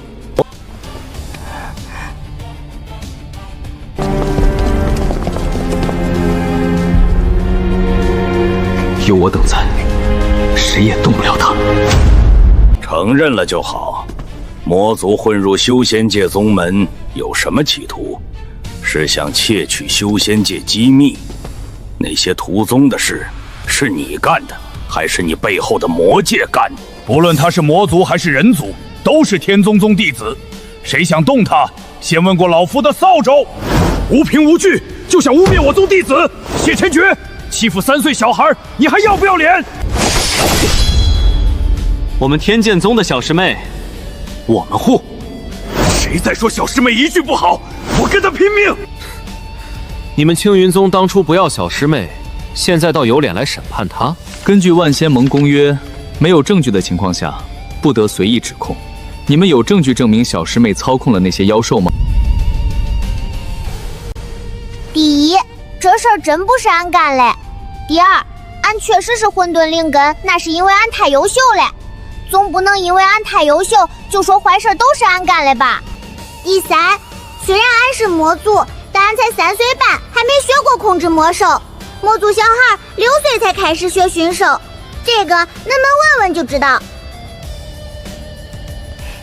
第四，妖兽只是怕俺，是因为俺身上有魔君和圣兽的气息，但俺不能操控他们。就像恁们怕老虎，但恁们能操控老虎吗？第五，这锅俺不背。这些人比黑风谷的风还难缠，风吹俺还能趴下，他们扣锅，俺趴下都不中。他说的好像有点道理。有什么道理？他是魔族，魔族的话不能信。但他才3岁半，3岁半怎么了？3岁半就不能是间谍？你家间谍3岁半，3岁半能干嘛？窃取你们食堂馒头配方吗？可他3岁半就是金丹，你见过3岁半金丹？没见过。即便如此，他魔族身份已经暴露，天剑宗不能再留他。按照万仙盟公约，魔族弟子不得进入修仙界宗门。天剑宗弟子的去留，由天剑宗自己决定，不劳谢长老操心。我天剑宗的弟子，何时轮到你青云宗管？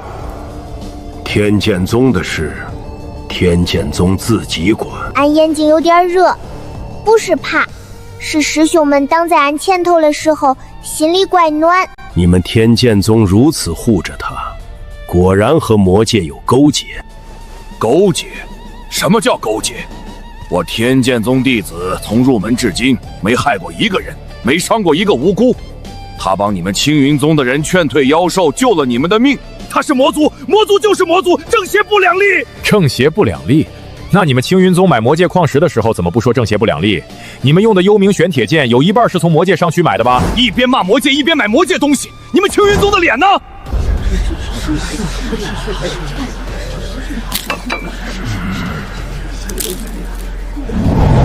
报！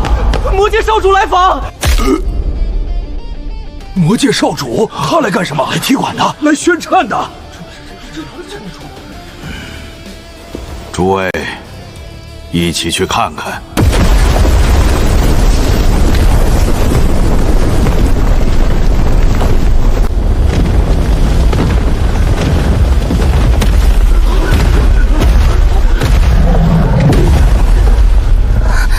他醒了，他居然醒了！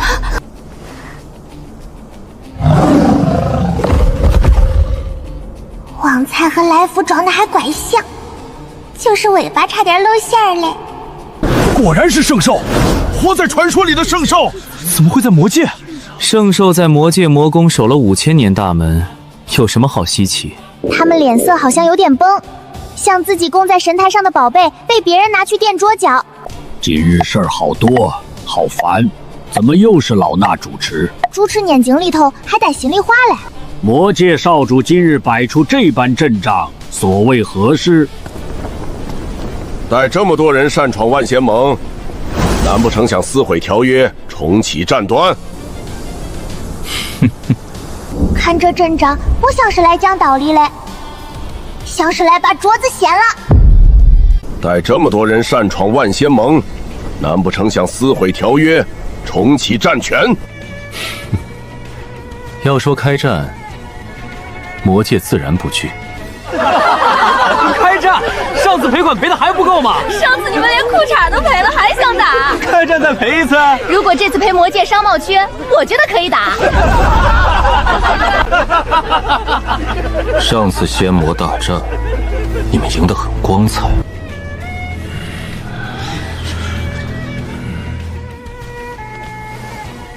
长老，上次仙魔大战没打成呀？魔君一出场就投降了。啊！俺爹这么干脆嘞？不知道为什么，他看到修仙界阵容就跑了。跑之前说了一句不打了，然后就派人签了投降书，干脆利落，一点不拖泥带水。见了鬼？不中，应该是见到俺娘嘞。毕竟俺娘是青云宗宗主，毕竟俺爹是个恋爱脑。非常可能。难怪他们表情怪怪嘞。人家没打就投降了，你说你赢了？赢啥？赢了个寂寞。谁让你们魔君怂包？看到我们阵容就跑了？对，怂包一个，还好意思派儿子来？裤衩都赔光了，还在这装什么大尾巴狼？邪不压正，你们魔界永远翻不了身。你们修仙界就会耍嘴皮子，真打起来，你们跑得比魔君还快。上次仙魔大战你们赢，是因为魔君不想打，不是因为你们能打。一群见了魔君出场就腿软的废物。魔界少主今日前来，不是为了吵架吧？就是来吵架的。安哥还怪诚实嘞。魔界毁灭宗门的事还没找你们算账，你们倒跑到万仙盟来撒野。魔兽袭击村落，血洗小门派，这笔账怎么算？肯定是魔界干的，除了魔界，谁还能操控魔兽？毁灭宗门，你们有证据吗？拿不出来就闭嘴！就你们那些破宗门，值得我们动手？真要是我们干的，你们还能站在这儿吵架？早躺地上了。哼！一群废物，连真相都查不出来，只会甩锅。万仙盟，好大的威风！你们这么多人聚在一起，就是为了给一个3岁半的小娃娃定罪？每次你们修仙界出了事情查不出来，就怪魔界；妖兽袭击村落，怪魔界；丢了法宝，怪魔界；走火入魔，怪魔界；今天阴天没出太阳，也怪魔界。你们怎么不说是月亮惹的祸？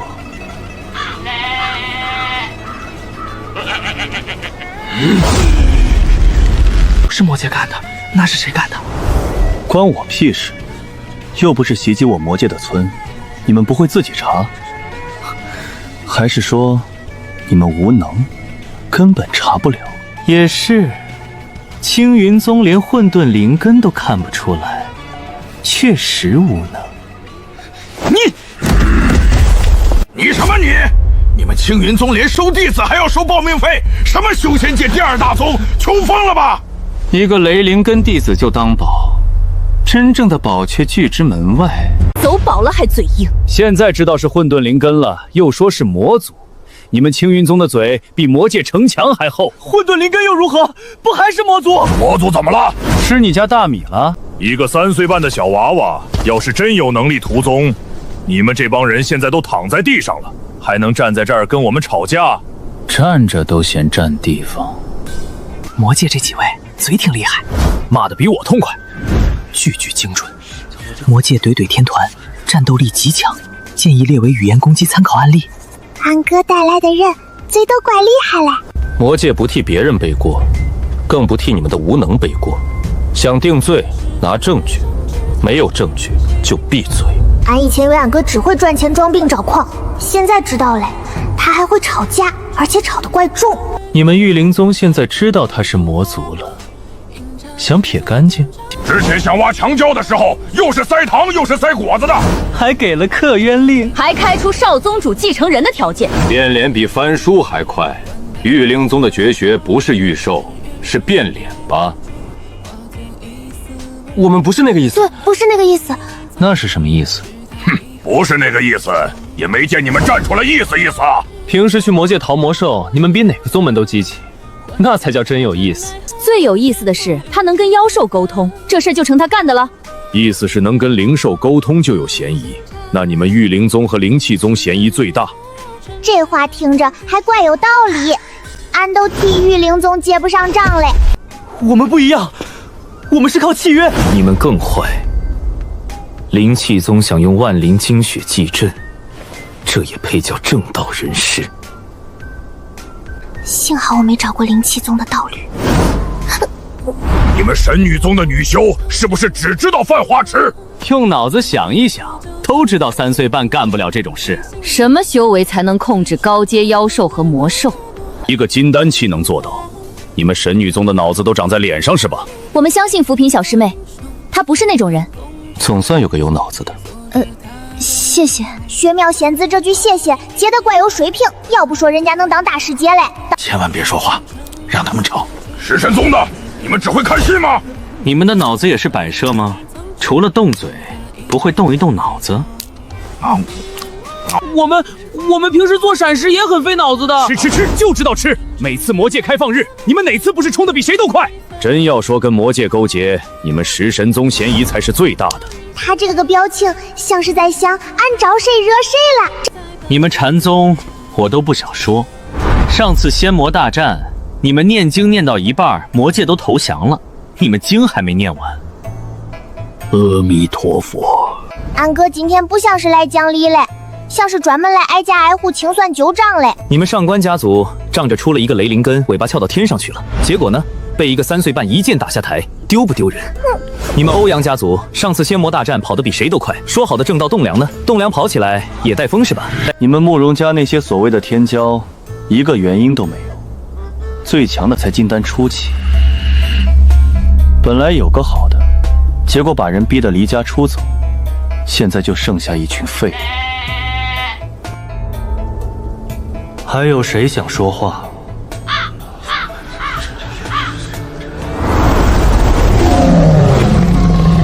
那个村子的事，我魔界可以协助调查，但想把锅扣在我魔界头上，先问问他们答不答应。你这是威胁！陈述事实也算威胁。那你们刚才围着人家3岁半小孩算什么？友好交流。就算不是扶天干的，也不是魔具干的，但魔族弟子混上修仙界宗门，这锅跑不掉吧？对，幻想有规定，必须给他说吧。勾结什么了？收个弟子就叫勾结？你们还收过妖族弟子呢，那是不是勾结妖族？众生平等，魔族也是众生。小师妹就是小师妹，不管她是什么族。对，进了天剑宗的门，就是天剑宗的人。宗主说过，天剑宗弟子不问出身。根据天剑宗宗规第1条，天剑宗弟子不问出身，只问本心。有意见找宗主去。护短护成这样，也没必要为了一个混沌灵根硬杠整个万仙盟吧？本少主的妹妹，自然要护到底。妹妹，这俩字一出来，怕是要炸锅嘞！妹妹，魔界少主的妹妹，那福明岂不是魔族公主？天剑宗收了魔界公主当弟子。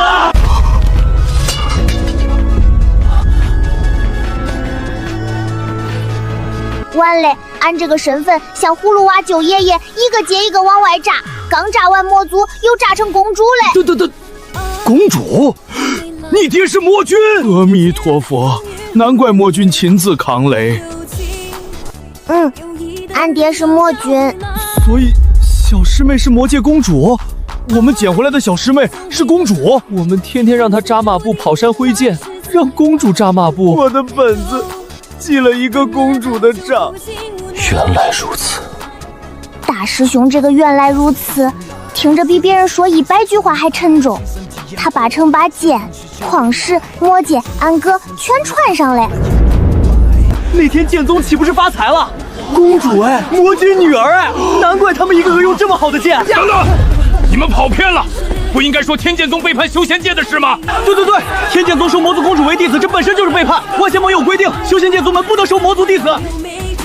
天剑宗不会因为弟子伤了灵根而放弃，更不会因为弟子是魔族就逐出宗门。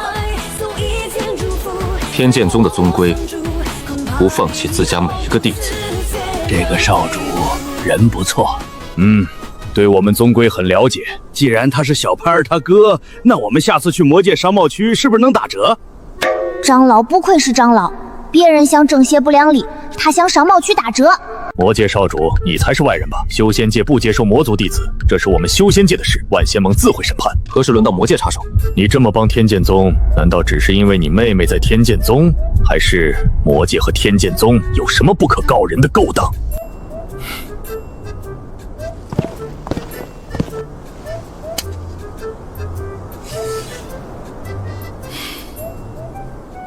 因为本少主也是天剑宗的人。副少，天剑宗的副少，上一届宗门大比，老子就是输给了他，借老子100中品灵石还没还啊！二师兄，你是在扮演魔界少主，还是说你本来就是？你不是在找矿吗？老夫打灵宫几百年，什么大场面没见过？这场面真没见过。老夫也是真刺激，比炸炉还刺激。你小子居然是魔界少主，那下次我们去商贸区是不是不用给钱了？可以打折。打几折？骨折。二师兄还是二师兄，哪怕成了魔界少主，也没忘记把价格砍到大街，怪会过日子嘞。难怪他们一个个用这么好的剑，肯定是魔界矿场职工。你们又跑偏了，不应该说天剑宗背叛修仙界的事吗？对，天剑宗勾结魔界，叛徒，勾结魔族，罪不可赦，把他们都抓起来。俺听着他们喊叛徒，心里头怪不是滋味儿。俺师兄们明明啥坏事都没干，他们只是护着俺，可护着俺好像也成罪了。小师妹，别怕，真打起来，我挡前面。本公子最讨厌被人冤枉。本次事件记录，天剑宗被迫背锅，背数锅很大，不接。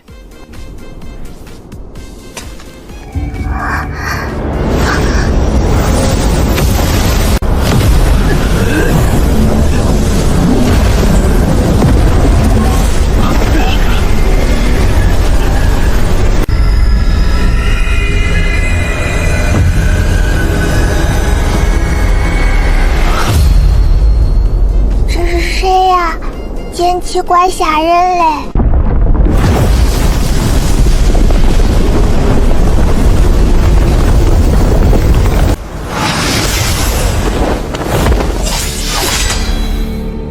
听说有人想欺负我弟子。魏苍玄，你故意的吧？每次出场都开威压。2000多岁的老不死，每次出场都这么装。我知道你们很急，但你们先别急，等老夫叙完旧。宗主，你可算回来了！宗主，您不是说50年后才回来吗？听说有人要欺负我弟子，老夫连夜赶回来的，剑都飞冒烟了。原来长老们也会委屈，平时他们像山一样挡在俺前头，宗主一回来，他们也想有人撑腰嘞。不错，都进步了。宗主，回来了，矿挖完了，外家差不多，够宗门花一阵子了，不错。好像魔界少主去找矿是天剑宗正常外派任务一样。混沌灵根，好，你们几个会捡娃娃，捡得好，回去一人加一只鸡腿。宗主，是我们捡的。当时他饿了，我们给了他一个馒头，后来宗门大招，青云宗不要，我们就捡了。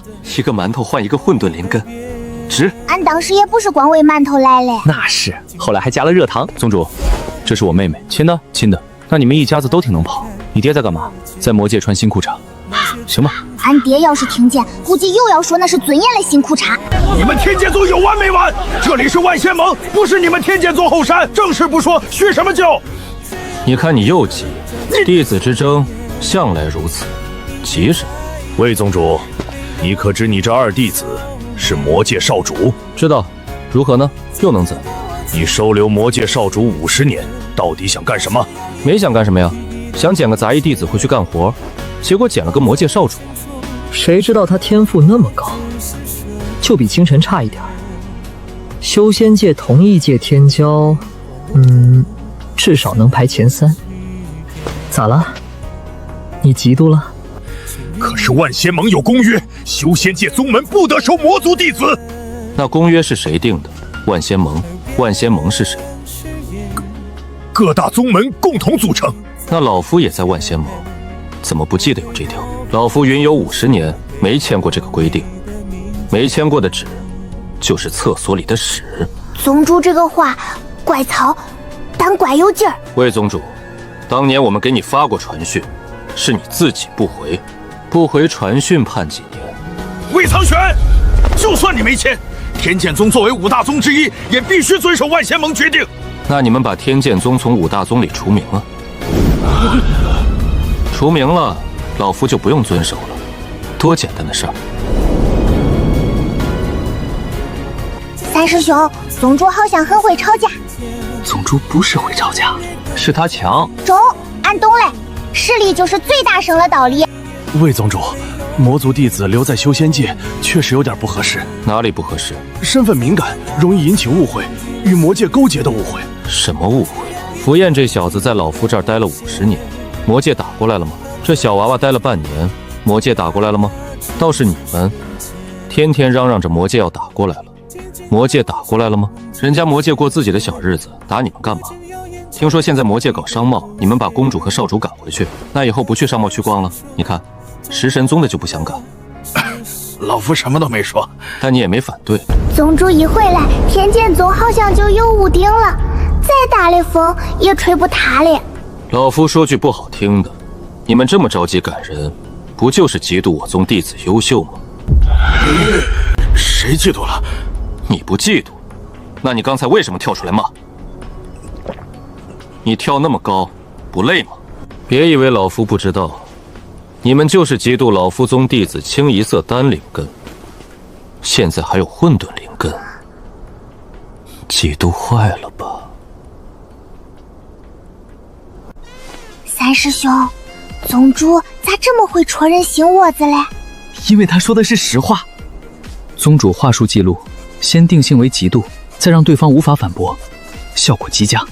弟子之争向来如此，老夫理解，但你们能不能换个方式？别每次都拿规矩说事，规矩是死的，人是活的，给智商赋点灵力，行不行？魏宗主，你不要胡搅蛮缠，是魔族弟子混入修仙界宗门的事。混入？谁混入了？人家光明正大进来的。你们青云宗测灵根的时候，没测出来他是魔族？当时只测了灵根。那你们怪谁？自己测不出来，怪人家太会藏。你们青云宗连混沌灵根都看不出来，确实无能。这话刚才我二弟子说过了吧？老夫再重复一遍，确实无能。你们那个糊涂长老名字起得好啊，糊涂，人如其名。魏苍玄，你还有你谢千珏，要不是青梦丫头闭关了，轮到你一个长老在这里。宗主骂人跟大师兄出剑一样，都不花哨，但一下就中。玉灵宗、灵气宗，你们那点破事，整个修仙界都知道。因为理念不合，分了2个宗，分了就算了，还互相较劲，较了几百年，谁也不服谁。你们要较劲，自己关起门来较，别拉上别人，尤其别拿老夫的弟子当枪使。魏前辈，我们并没有。先别插嘴，骂完他的，骂你的。白鹤洲，老夫说你小子几句，你可别不服。你们灵蟹宗天天琢磨怎么挤掉玉灵宗上5大宗，有这功夫，不如琢磨琢磨怎么把弟子的术法练上去。万灵精血祭阵，亏你想得出来。灵兽是伙伴，不是工具。你这种搞法跟魔界有什么区别？不对，魔界都不这么干。魔界打仗都是光明正大，你比魔界还不如。白小子，你记住，别管记住什么，你就记住，反正记住就对了。静心丫头，老夫说你2句，你别往心里去。你们玉灵宗对老夫这小弟子不错，前辈请说。老夫领这个情，但是你今天这态度不太行。之前挖墙巧的时候叫人家小甜甜，现在知道人家是魔族了，就叫人家牛夫人。今天这种场合，你一句话不替他说，反而站在那里看戏，你自己说合适吗？魏前辈说的是，宗主这嘴真是一碗水端平，谁都不落下，俺看着都替他们心慌。神女宗，你们家女修追我宗弟子追了几10年。魏宗主，这是年轻人的事。年轻人的事，你们当长辈的不管管。小姑娘，追人这种事讲究你情我愿，强扭的瓜不甜，强追的人不圆。好吧，年轻人的事，老夫也不管了。禅宗，老和尚，老夫说你几句，你可别生气。阿弥，你们禅宗就是太爱当和事佬，每次开会，你们都是阿弥陀佛，大家不要吵了。吵完了，你们还是阿弥陀佛，大家不要吵了。该站队的时候不站队，该说话的时候不说话。还有你们那套见不得光的只渡有缘人，能不能改改？哼，进寺要香火，渡人要腐尸，没钱没灵石，连寺门都不让人进。贪就贪吧，没人说你们不能贪，可偏偏又想收灵石，又想立牌坊，还天天念众生平等，平等个锤子！俺突然知道为啥王吉长老只在禅宗扫地，不在禅宗当和尚了，可能扫帚都比有些规矩干净。食神宗，你们家的饭好吃，下次多做点。老夫云游50年，没吃过一顿好的。行，给您留位置，靠窗的。你们这些所谓隐士家族，哪个不是靠老祖宗撑场面？那些老祖几千岁的老东西了，还没飞升，就会窝在家里当缩头乌龟，外面出了事就派小辈出来顶。要我说，要么出来管事，要么麻溜入土，别占着茅坑。人老了，干什么都显得心酸，尤其是躲在后面不敢出来的时候。慕容家的，魏宗主，你们家的事，老夫不想说，但最强的孩子跑我宗来了，你们自己想想为什么？魏宗主，这是我们家的事。老夫知道是你们家的事，老夫只是陈述事实。吴师兄脸上没表情，可俺觉得他心里肯定不是没感觉。你们不要的，老夫捡回来了。105岁的金丹后期，哼，后悔吗？宗主不是只护俺，他护每一个天剑宗弟子，谁受过委屈，他都记着嘞。还有谁想说的？那老夫说完了。魏苍玄，你说了这么多，但问题没解决。魔族留在修仙界，万一出事，谁负责？那你别活了，你活着也有可能出事。那你是不是别活了？还没出事，你们非要假设出事，那老夫也假设一下。假设你们青云宗明天被妖兽屠了，是不是也要怪魔界？年轻人，你记住，老夫1000多岁了，那更该记住了。别管记住什么，你就记住。俺发现宗主说话有时候像剑，有时候像锤子，这一下直接把谢长老砸懵了。阿弥陀佛，魏宗主，今日之事总得有个说法。行，老夫给你们一个说法。第一，屠宗的事，如田剑会去找魔界干的，若夫亲自上。俺爹刚穿上新裤衩，希望他别这么快又出事。如果不是，谁泼的脏水，谁自己喝回去。第二，我宗弟子不管是人是魔，入了天剑宗的门，就是天剑宗的人。谁想动他，先问问老夫的剑。老夫几百年没拔过剑了，但不代表不会拔。宗主这句话一出来，俺忽然觉得俺不用一直攥着剑嘞。屠宗之事尚未查清，诸位正事要紧。魔兽作乱，魔界也有责任吧？魔界可以协助调查，但有个条件。什么条件？别什么事都往魔界头上扣。善，那就这么说定了。走，回家。走，回家。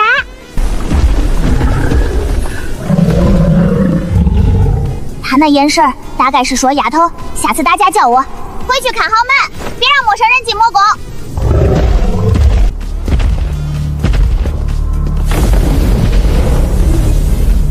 来福那个意思俺看懂了，他叫俺哥早点回家。走吧。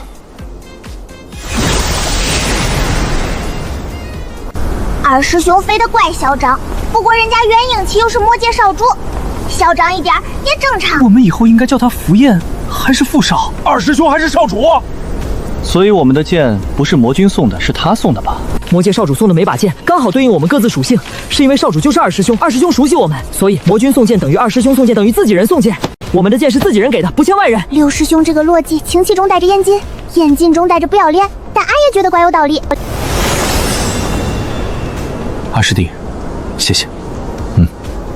男人之间的友情大概就是这样吧，明明心里啥都明白，嘴上就是不说，不中，这样憋着不难受吗？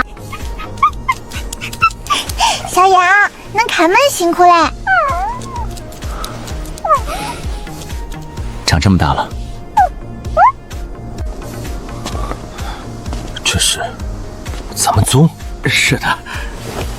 老夫50年没回来，你们把宗门卖了？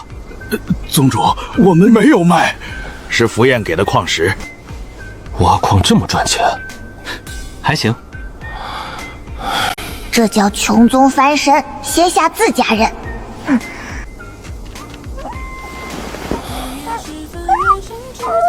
这魔兽怎么是白色的？不像普通魔兽。我们在魔界商贸区域花了500中品买的。三师弟，其实它不是普通魔兽兽。哦，的确不是普通魔兽，老板说是变100，所以便宜卖我们，原价要800，我们还价还了半天。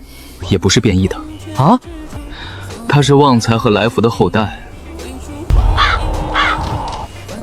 哥，旺财和来福生孩子嘞，他们不是守门了吗？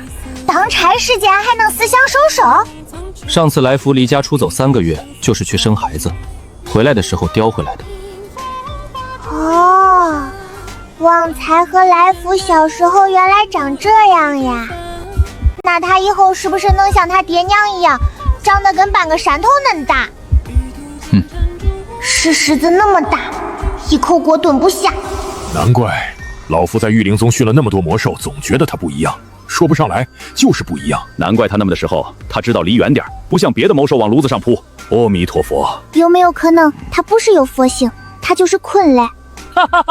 好啊！那帮老东西要是知道天宗宗也有圣兽守门，估计你……宗主，俺能再问个问题不？问。养圣兽有在，会不会很花钱？成年之前会。比俺还花钱？差不多。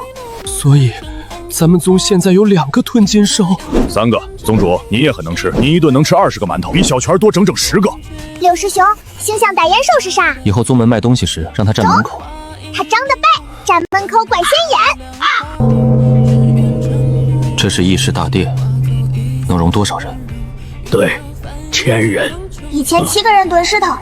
以前咱们开会，现在7个人蹲在石头上。俺们天剑宗是真的站起来了。宗主，这是咱们自己的灵田，这是300年份的冰晶麦殿，这是500年份的火灵芝，这是1000年份的灵桃。那为什么这么小？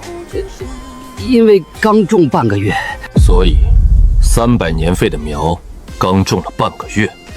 是，但至少有自己的灵田了，能种灵草了，不用去玉灵宗投，不用去玉灵宗借了。大长老最快，差点把宗门黑历史说出来了。宗主，这是咱们自己的丹房，能炼丹了，不用偷青云宗了。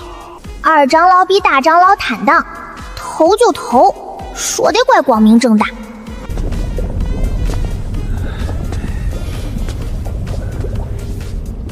炸过吗？炸过1次盖，但丹炉没事，房子也没事。那还行。丹房安全等级可承受1次炸盖，被入宗主认可。以后能不能借丹房修锅？锅别在这里修。哦，二长老，丹炉炸杆跟锅炸杆一样不？丹炉炸起来贵一点。那还是锅好，锅便宜。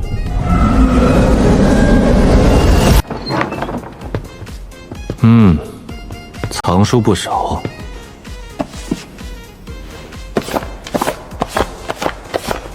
顾晨光，这些是你放的？是。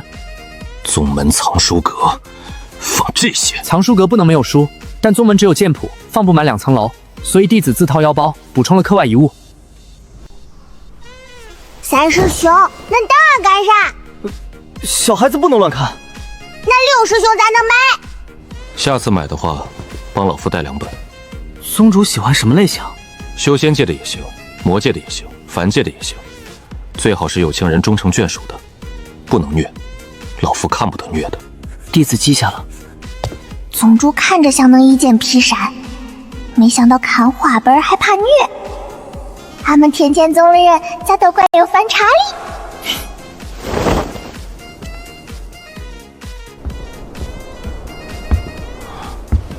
这锅哪儿来的？魔界买的，幽冥玄铁的，导热均匀，不粘不糊。挺好。锅比老夫的剑贵。老夫当年接任宗主的时候，天剑宗只有3间破屋，1把断剑，外加一个漏雨的山洞。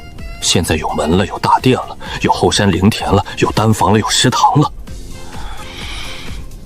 还有圣兽守门。好。这一个好，听着怪轻，可俺觉得它比一大袋商品零食还沉。宗主是真的高兴嘞。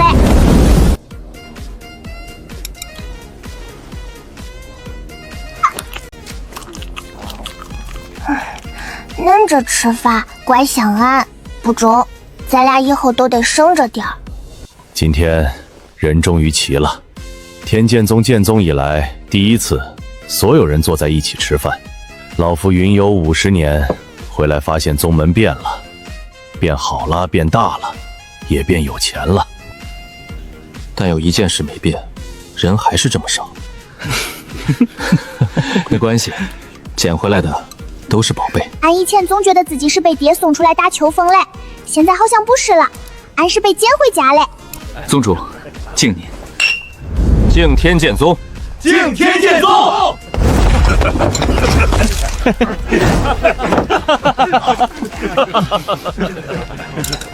老夫去看看洞府。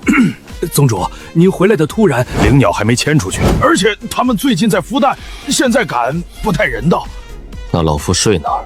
议事大殿、藏书阁、丹房有地暖，老夫那是修炼，不是打盹儿。宗主，你冷不冷？不冷。饿不饿？不饿。要不要俺去给你拿床被子？拿吧，老夫这辈子没想过会盖着禅宗的被子睡在自己宗门的桌子上，还是议事大殿的桌子。你是不是觉得有点丢人？有一点儿。那俺给你讲个笑话。讲。俺爹在魔界穿新裤衩都要炫耀。行吧，比上不足，比下有余。晚安，小平儿。晚安，宗主。宗主威风是真威风，可睡桌子也是真睡桌子。俺们天剑宗连后台都怪接地气。这个秋千不错。吴师兄做嘞，他说女孩子应该有个秋千。这些也是。师兄们都是好人，对俺很好。今天是不是很惊讶？早才到嘞。什么时候？傅衍、傅少名字对得上，都是金丹后期，都在挖矿，都是兼修。刚进宗室，师兄们说二师兄出去挖矿3年了，刚好对应俺出生来时间。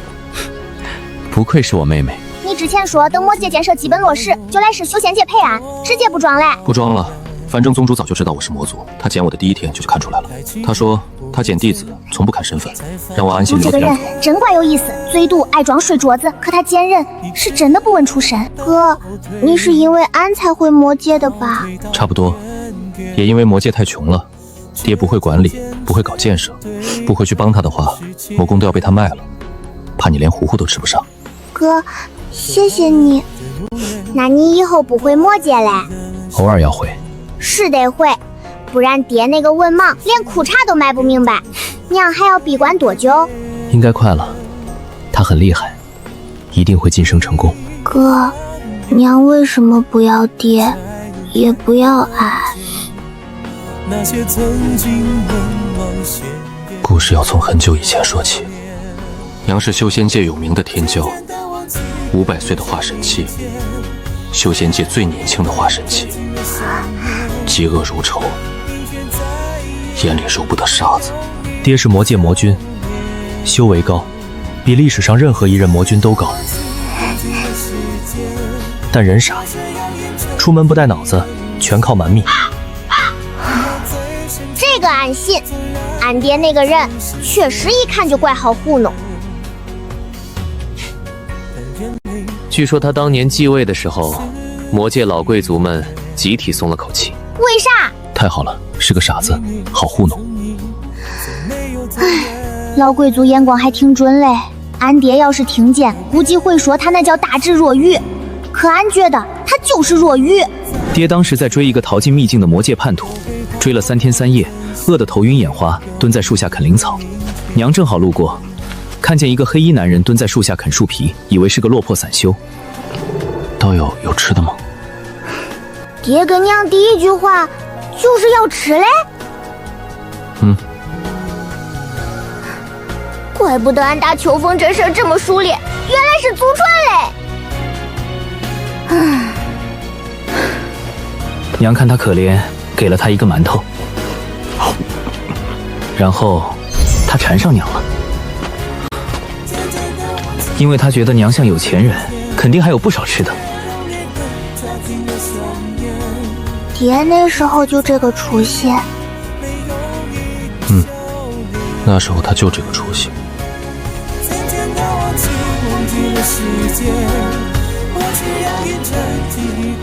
在下散修，姓符，小宗门弟子，姓清。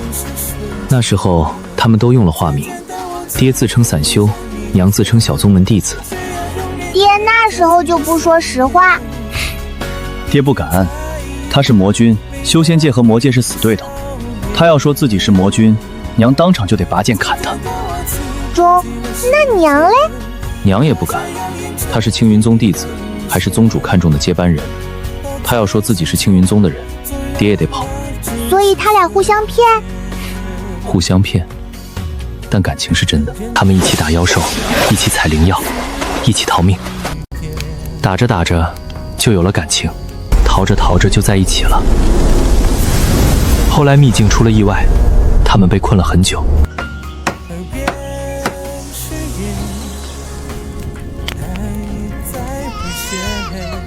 久到有了我。那后来嘞？他们出来后，谁也没有暴露真实身份，2个人用化名继续在一起，带着我，在修仙界和凡界到处游历。他们谁也没教我完整修炼法门，怕露馅儿。一个魔君教出来的招式，一个青云宗天骄教出来的剑法，拿到外面去，一眼就能看出来理。所以哥你的剑法是自己悟嘞？差不多，他们只教基础，发力、用气、呼吸，剑法是我自己拼出来的。难怪师兄们说你刚来时剑法怪，原来是东一榔头西一棒子拼嘞。后来，娘接到青云宗传讯，宗主让他回去，意思是让他接班。我是青云宗弟子。宗主怀疑青云宗里有人勾结魔界，需要一个绝对信得过的人接任宗主。娘答应了。青云宗里有人勾结魔界？娘一直查不出来，没有证据，也不敢轻举妄动。娘说，等他强大了，等他查出背后之人，就辞去宗主之位，一家人一起生活。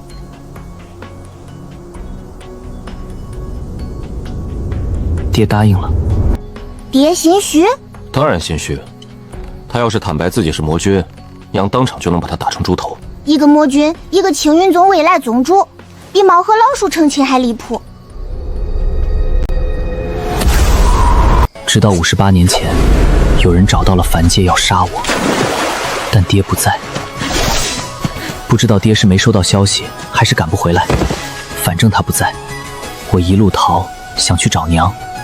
然后宗主路过，他把我救了，捡了回去。娘后来知道这件事，很后悔，恨自己没有保护好我，也恨爹不知道跑哪里去了，连儿子都不管。那你就在天剑尊宗待了50年。娘让我留在天剑宗，她说这里安全。宗主虽然穷，但能打，整个修仙界没几个人打得过他。那爹呢？你们知道爹是魔君了吗？不知道。爹消失了20年，我在天剑宗待了20年，找不到他，娘也找不到他。他就这么消失20年，连你都不找？后来我才知道，魔界那时候内乱，爹被几个老牌贵族逼宫，差点连王位都丢了。他花了整整20年才平定内乱。后来他说，不找我，是怕连累我。他说，如果我输了，你就是前魔君的儿子，那些贵族不会放过你。若我赢了，你再来认我这个爹，也不迟。30年前，修仙界和魔界冲突到了极限，爆发仙魔大战。我那时刚突破金丹，跟随长老们出征。他看了我一眼，又看了青云宗方向一眼，不到一盏茶的功夫就跑了。不打了。整个修仙界都说魔君是不是脑子被门夹了，我也懵了。虽然他戴着面具，但我认出来了，那就是爹。俺爹看见媳妇儿和儿子直接不打嘞。很符合俺爹。反正他把娘哄好了，然后他们又恩爱了，再然后就有了你。那娘啥时候才知道爹是魔君？生你的时候。生俺的时候？那娘那会儿得多生气呀！3年半前，娘怀你的时候，已经很少回青云宗了。她把大部分事务交给长老，自己躲在凡界养胎。那段时间，他们都很开心。爹每天变着花样给娘做饭，娘每天挺着肚子在院子里散步，爹就跟在后面。等等，俺爹不是不会做饭吗？他做的是糊糊，各种糊糊，灵米糊糊、灵麦糊糊、杂粮糊糊、野菜糊糊。妹儿，今日换了新口味。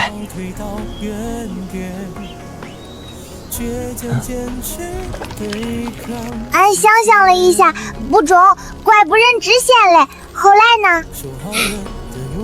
后来，娘生你那天难产，爹急疯了，他把方圆100里的产婆、医修、炼丹师全抓来了。夫人灵力暴动，浑身灵气乱窜，再这样下去，大人孩子都危险。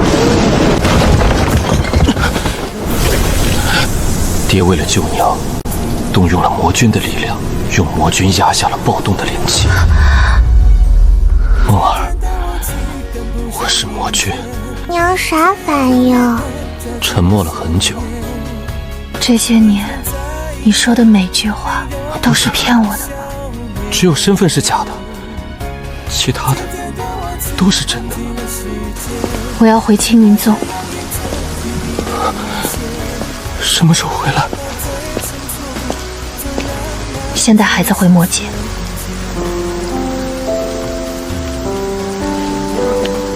所以娘不是因为生爹的气才不要俺的？不是，她是在保护你。青云宗里勾结魔界的人还没揪出来，她怕有人伤害你，也怕别人知道你是魔族，所以把你留在魔界，因为她知道爹很强大，能保护你。俺爹这新裤衩咋啥时候都能出现嘞？哥，恁啥时候知道自己是魔界少主的？30年前仙魔大战之后。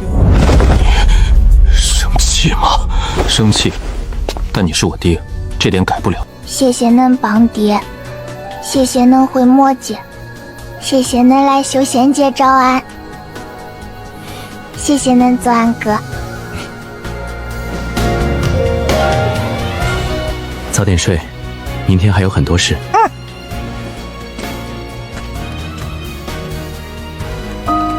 今天发生了好多事。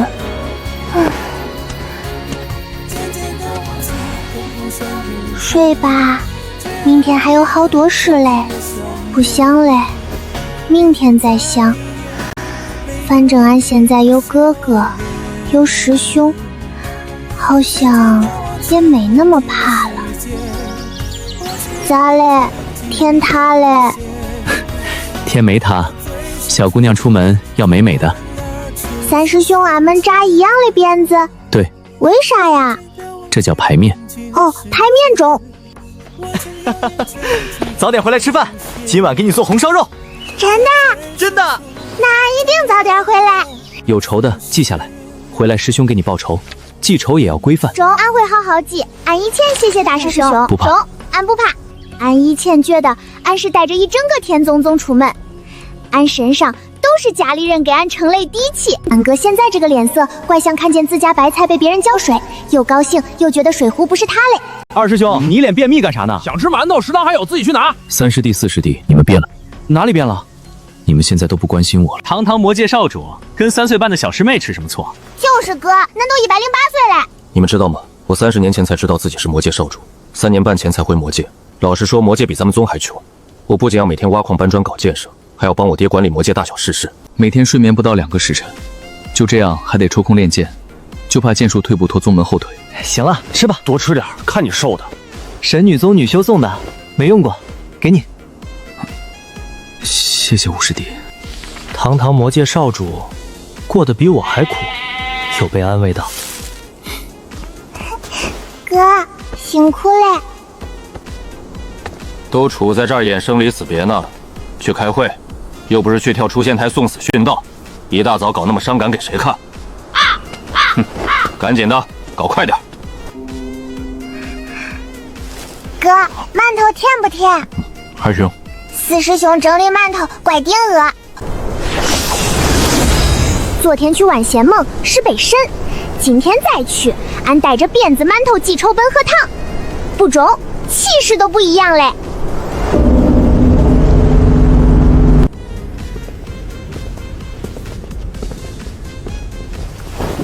俺和俺哥这个站位咋说呢？身份很大，位置很小。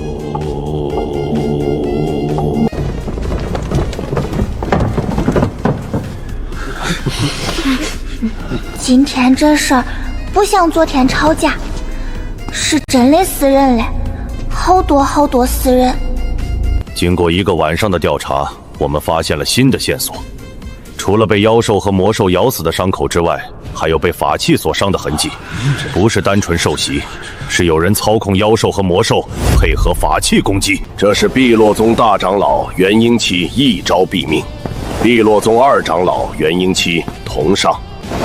那是碧落宗宗主，他的修为呢？化神期的肉势怎么会这样？碧落宗宗主化神期，几招毙命，修为被吸干，灵根被挖，手段残忍，出手之人至少练虚期。俺算一下，宗主是合体期，背后要是合体期，宗主能打；背后要是大成期，宗主可能打不过。宗主打不过，长老们也打不过，长老们打不过，师兄们更打不过，那就只能逃。魔界肯定是魔界，练虚期打手，还有高阶魔兽，除了魔界，谁能有这个手笔？魔界必须给一个合理解释，为什么魔兽会出现在修仙界？高阶魔兽只有魔君能控制，这不是明摆着的事儿吗？又来了，新线索老套路，锅还没热就往魔界头上扣。高阶妖兽总不是魔界的吧？你们怎么不说背后之人是修仙界？如果是修仙界的人干的，那遭殃的肯定是魔界城池，这是常识。难道不是因为魔界城池固若金汤，魔君亲自驻守，贼人不敢进去？杀鸡儆猴，当然挑软的捏。谁会一开始就挑硬骨头啃？魔界高阶魔兽全部登记在册，明面上的确只有魔君能调动，但魔君没有动机，儿子女儿都在修仙界宗门当弟子，我爹干嘛这样做？妖兽和魔兽袭击宗门，万仙盟很容易沿着线索查到与妖兽亲近的我妹妹头上，查到我妹妹就很容易查到她是魔族，查到她是魔族就会查到她是魔界公主，届时整个修仙界的怒火都会落在她身上。众所周知，修为越高越难孕育子嗣，而我爹他没必要这么干，除非他想体验一下失去女儿的感觉。我爹孩子又不多，他折腾什么？俺爹脑子是不好使，但也没坏到这个份上。这话你回去别当他面说。中，俺偷偷说。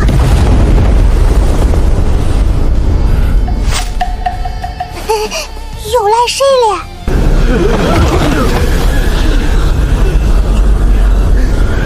这威压不中，压得俺馒头都不香嘞。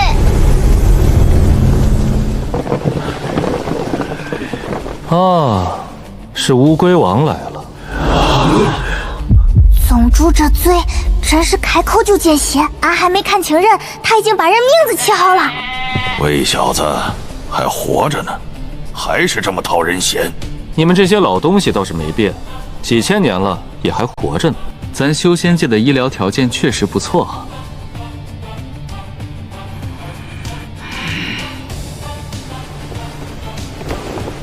此次修仙界大规模被袭，身为修仙界一员，我等自要出来主持大局。哼，以前就不是修仙界一员。当今之计，乃查明真相，安抚人心，而非互相攻敌，徒增纷扰。说得对，那你们怎么现在才出宗的事发生好几天了？前几天在睡觉。哥，他们说话好慢呀。年纪大了。中，嘴也生锈了。此次高阶魔兽与高阶妖兽联合作祟，实属罕见。我等怀疑乃是1000年前遗留的邪修组织所为。万仙盟追查1000年，至今未能剿灭。此次大规模袭击是挑衅之举。等会儿，你们说你们追，你们是躲在乌龟壳里追，还是躲在传讯符里追？魏小子，说话客气些。客气？老夫刚才说的是乌龟壳，没说王八窝，已经很客气了。邪修组织追了上千年没剿灭，那你们在干嘛？在睡觉？还是不想查？还是查到了但不敢动？你什么意思？意思就是，都是千年老狐狸，装什么纯良小白兔？俺算看出来了，宗主不是来开会嘞，宗主是来拆乌龟壳嘞。既有魔兽参与，证明此事与魔界脱不了关系。若要脱罪，魔界应自证明白。自证？好啊，那你们先自证一下，怎么证明自己不是邪修？毕竟练虚期的打手，也就你们用得起。魏小子，你这是强词夺理！我们活了几千年，怎么可能是邪修？活了几千年就不能是邪修了？邪修脸上写字了，还是你们额头刻着好人2个字？你说有魔兽就是魔界干的，那有灵兽是不是玉灵宗干的？有佛珠是不是禅宗干的？有剑是不是天剑宗干的？按你这个逻辑，谁家有啥就是谁干的，那天下所有坏事都有人背锅了。你家有刀，杀人就是你干的；老夫家有筷子，吃饭就是老夫干的，合理吗？刘师兄，宗主这叫啥？以其人之道还治其人之身，外加逻辑反杀，听着怪高级嘞。魏小子，你门下2名魔界弟子理应避嫌。避嫌？那你们慕容家跟上官家世代联姻，是不是也要避嫌？万一上官家干了坏事，你们慕容家是不是同谋？你们2家也是。欧阳家和司徒家上千年前就开始联姻结盟，也理应避嫌。还有你们这些老祖宗，几千年的老交情，今天你帮我，明天我帮你，是不是也要避嫌？还有万仙盟在座的，有几个没去过魔界商贸区买东西？大家都有勾结魔界的嫌疑，是不是整个修仙界都应该避嫌？照你们这个逻辑，干脆大家都别查了，各回各家，各找各妈，散会吧。魏苍玄，莫要强词夺理。强词夺理？那好，你说点不强词夺理的。你们几个老家伙，一个个窝在家里几千年，外面的事一概不管，妖兽袭击村镇时不管，邪修作乱时不管，现在突然跑出来说类子主持大局，请问你们有什么资格上桌？宗主说话真不怕挨打，俺要是这么说，估计早被拍成馒头兵嘞。怎么，说不过就要动手？那就动手吧。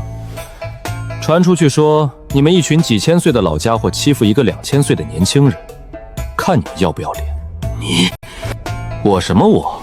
老夫才2000多岁，在你们面前确实是年轻人。年轻人说错话，你们当长辈的不应该包容一下吗？怎么，你们活了几千年就活成这样，心胸跟年龄不成正比啊？吃一堑长一智，你们光顾着吃了。哥，宗主是咋活到现在嘞？大概是因为他确实很能打，嘴也很能打。宗主生存原因初步分析，剑快，嘴更快。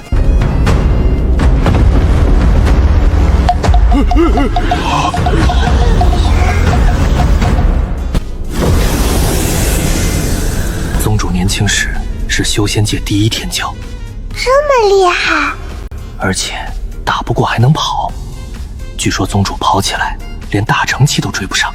还能这样？最重要的是，我们天剑宗有底气。啥底气？宗门大阵是祖师爷留下的，据说大成期也闯不进去。俺懂嘞，原来宗主自己也有乌龟壳。诸位老前辈，能否听晚辈说一句？58年前，我还只是一个炼气期小修士，曾被邪修追杀过，对方头目也是炼虚期。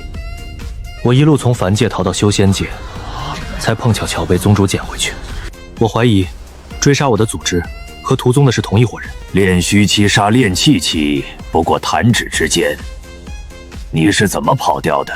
因为他们并不是想杀我，而是想活捉。这道伤，是对方差点废了我的暗灵根留下的。暗灵根？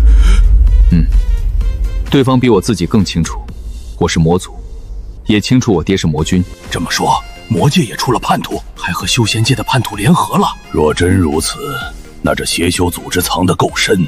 哥说的轻飘飘，可那刀疤那么长，当时肯定很疼，怪疼嘞。等等，你是魔界少主，身边应该都是高阶魔将，那些人能跑去魔界王都杀你？当时我在凡界。你在凡界干嘛？你不是魔界少主吗？那时我还不知道自己是魔界少主。什么？等等，你是说你跑到修仙界之前，进天剑宗之前，不知道自己是魔界少主？魔界少主不知道自己是少主？不知道。那你怎么知道自己是暗灵根的？宗主看出来的，入宗第一天他就看出来了，但他没说，过了20年才告诉我。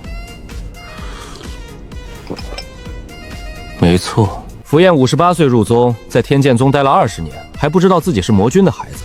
他一直以为自己是个普通散修的儿子，父亲在外跑生意，母亲在宗门打杂。哥，你当年这么好骗呀？那时候我小，58岁还小。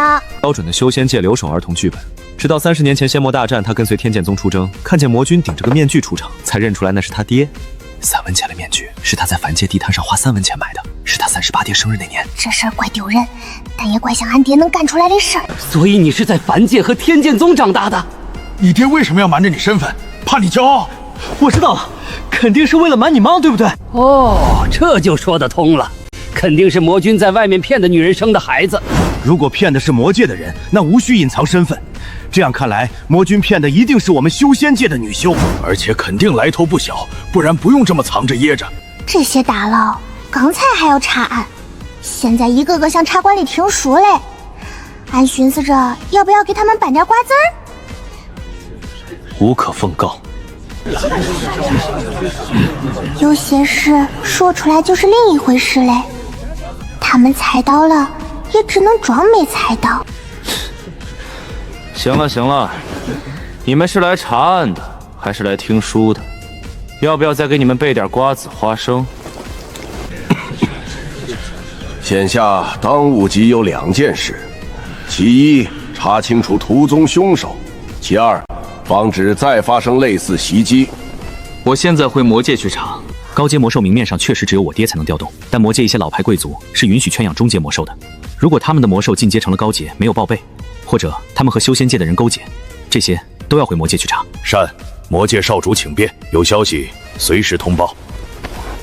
哥，消息。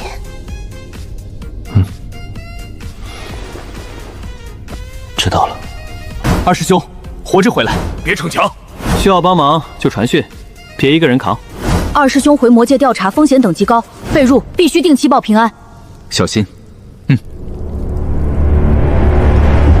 邪修太猖狂，必须严查。魔界也有责任，各宗需尽快稳住人心。俺听的耳朵都快长茧嘞。他们说来说去就是国别砸俺家，事儿别人去查。青云宗负责东线，玉灵宗负责南线，灵气宗负责西线，神女宗负责北线。禅宗居中协调，哪里需要便去哪里。尹氏家族负责提供情报与资源。情报与资源，俗称后勤保障。翻译成人话就是：你们先去送死，我们在后方看着。宗主，咱们。魏宗主性情过于冲动，若去现场恐生变故，调查将就谨慎，不宜毛躁。而且魏宗主太能骂人，怕去了现场跟人打起来。翻译成人话就是：宗主恁一边凉快去，别来添乱。行，那老夫回去等消息。诸位慢慢查，查不出来再找老夫。老夫不着急。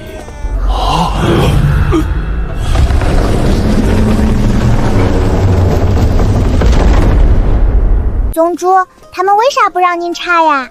因为他们怕老夫查出点什么。查出啥？查出不该查的东西。俺决定不问嘞。再问问下3岁半来耳朵，还是少装点秘密为好，装多了晚上睡不着。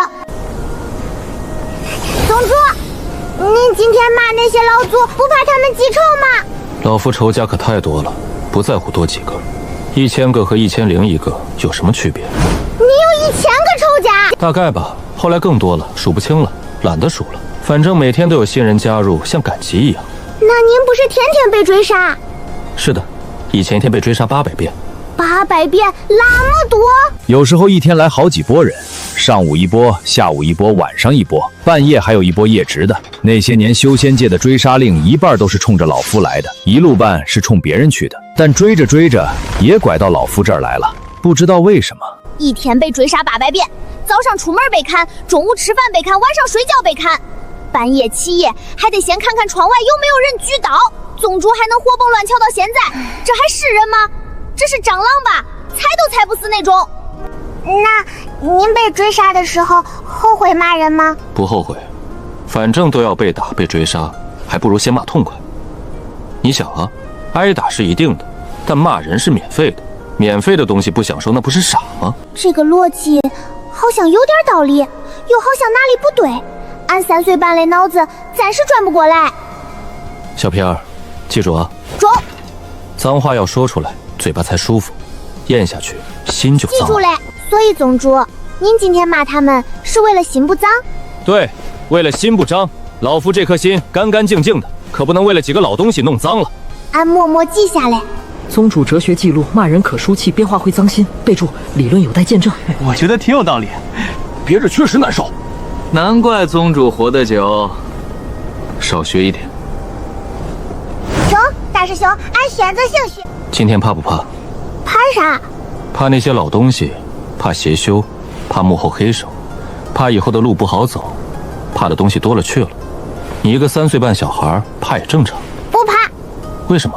因为俺爹是魔君，俺娘是青云宗宗主，俺哥是魔界少主，还是天剑宗2师兄。俺自己是修仙界实力第1宗门的弟子，俺有5个师兄，1个哥，还有3个长老和1个宗主。俺上面有人，中间有人，后面也有人，俺怕谁？好，好，好，好，你很有老夫年轻时的风范。宗主当年也这么狂过，有多狂？狂过，比你狂多了。老夫年轻的时候，一个人单挑过3个宗门。好厉害！后来，然后被他们追杀了300年。但是，追杀老夫的那些人，现在坟头草都3丈高了，而老夫却活得好好的。3丈高的坟头草大概有多高？能不能藏下一整只妖兽？不对，那3七不是都快赶上打点一窝？算了，不算了。宗主意思俺懂，他赢了。小平儿，修仙界也好，魔界也好，活得久的人说话才有人听，所以处事别急着拼命。宗主，您当年为啥云游呀？待在宗门太闷了，每天看着那几座山、那几棵树、那几个人，腻了，所以就出去了。那外面好玩吗？好玩，到处是仇家，天天被追杀，刺激。别人云游是寻仙访道，俺宗主云游是主动送上门给人追杀，这像拉练。有一次在东海被人追杀，追了3天3夜，从东海追到南海，从南海追到北海，最后追杀的人先累死了，老夫还活着。宗主，您这个云游怪费头家嘞，说明他们体力不行。那你现在为啥回来？在外面待腻了，而且听说宗门多了个小弟子，想回来看看，顺便看看那些老东西是不是还活着。结果嘞？结果还活着。那您刚才说快了是啥意思？有些话听一半就行，听全了晚上容易做噩梦。傅燕那小子跟你说过你爹娘的事吗？昨天晚上说嘞，在秋千上说嘞，说了很久，说到月亮都歪嘞。那老夫给你补一点。100多年前，魔君追查魔界叛徒，追到了修仙界，为了隐藏身份，他伪装成一个散修，摆摊卖福利散修。摊位比当年的天宗宗还寒酸。你娘那时候也是伪装身份出来历练，她自称小宗门弟子，实际上已经是青云宗内定接班人。两个人都在骗对方，都在演戏，结果演着演着，演到一块儿去了。俺爹娘这叫互骗式恋爱，差不多。他们被人算计了，有人用禁术封了一个上古秘境，把他们困在里面。那个秘境本来就是上古遗迹，进去的人九死一生，里面妖兽多，阵法密，他们被困了10多年，困到生下符砚。那些人本来想把你爹娘困死在秘境里，魔君回不去，魔界贵族就可以架空魔界；青梦回不去，青云宗长老就可以换人接班，一箭双雕，一石二鸟，一网打尽，一锅端。4个字，一个意思，看得出来，总主是真欣赏这个计谋来歹毒程度。但是没想到这俩人居然在秘境里相恋了，更没想到秘境后来被你爹偷偷破开了。咋破开了？用拳头。那禁制按常理，至少需要3到5个合体期联手，用专门破阵法器才能打开。结果你爹一个人用拳头砸了3下，禁制就碎了。俺爹用拳头破上古禁制，人家用脑子破阵，俺爹用拳头，脑子不够，拳头来凑。关键是他还真凑成了。他们出来后各回各家，你爹回魔界平乱，你娘回青云宗接班。那些人又生一计，劫持你哥，威胁你爹娘，炼虚期去抓一个炼气期小娃娃，本以为手到擒来，没想到被老夫救了。宗主，您当时是不是可得意？也就一般得意。然后他们又搞仙魔对立，引发仙魔大战，本以为好浑水摸鱼，没想到你爹直接投降。那些人啥反应？据说当场就懵了。魔君投降了，准备好的后手全用不上，全成了废纸。他们又想借赔款架空魔界，结果你哥回去帮他挖矿开商贸区，还搞什么产业链垂直整合。啥链？老夫也不懂，反正挺赚钱。才3年，不仅还清了钱，还促进了2界互通。那些人的计划一环扣一环，困魔君，劫少主，挑拨仙魔大战，架空魔君。机关算尽，却每一步都算错了，算来算去，把自己算进了死胡同。像茶馆里听书听到精彩处，恨不拍大腿。宗主，您救俺哥的时候，知道他是魔界少主吗？当然知道，老夫活了2800年，连魔族都认不出来，不如找块豆腐撞死。知道，那还救？追杀符砚的人是修仙界的，老夫就想给他们添堵。你们不让救，老夫偏救；想杀，老夫偏养。而且捡个魔界少主回去守门，多有牌面。天剑宗一出手就是魔界少主，这牌面，整个修仙界谁比得了？宗主坚韧思路，真清气。别人坚韧看根骨，他坚韧看能不能给仇家添堵，有没有牌面。不过俺哥后来确实很能打，也很能赚钱，所以宗主这眼光歪归歪，准也是真准。宗主，您知道土宗母后之人是谁不？知道不知道的，知不道。啥叫知道不知道嘞？知不道？就是老夫心里有数，但没有证据。有证据的事才能说，没证据的事只能想。想了也不能说，说了就是造谣。造谣要被追杀的。哦，那您想的是谁？回家再说。哦。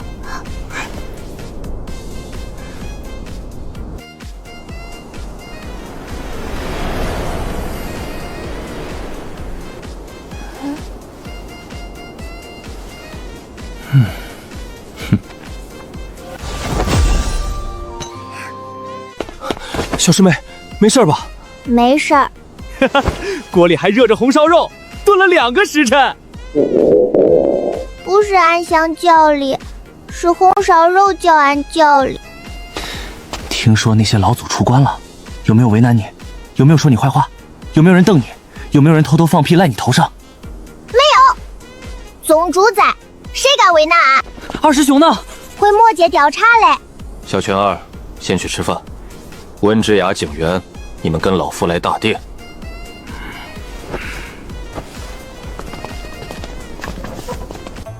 宗主连饭都不着急吃了，他平时不是最积极的那个吗？是啊，宗主可是一顿能吃20个馒头的人。说什么事不能当着我们的面说，肯定不是什么好事。唉，大人的世界就是这样，一遇到麻烦就把小孩支开，好像我们听不见就代表事情没发生过一样。那安贤去吃肉？去吧去吧，天塌了也有宗主的嘴顶着。对对对，肉有灵魂，要趁热吃，凉了魂就散了。中，魂不能散。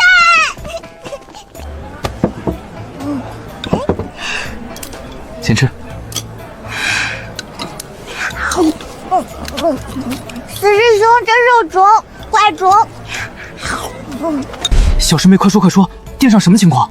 对，听说宗主把那些老祖怼了。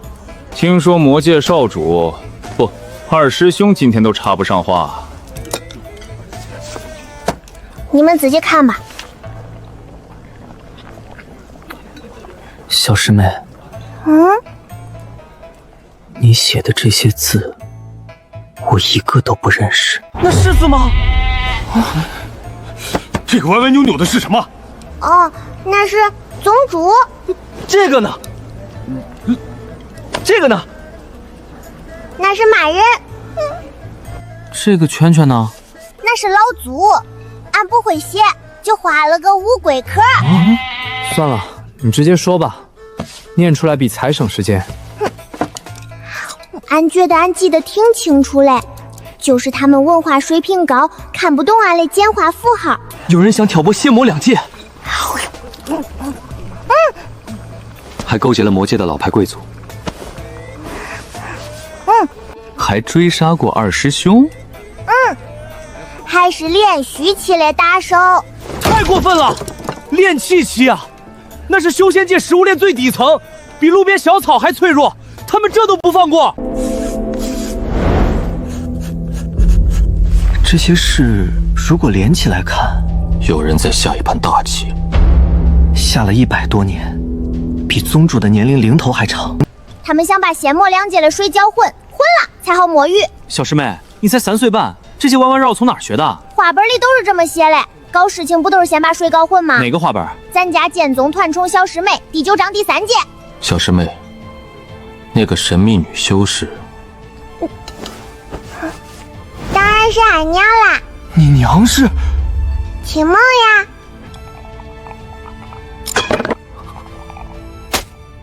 咋嘞？俺没说过吗？他说过吗？没有，完全没有。我所有记录里没有这一条。青梦宗主，青云宗宗主青梦，俺娘，俺爹是魔君，俺娘是青梦。这个昨天哥跟俺讲嘞。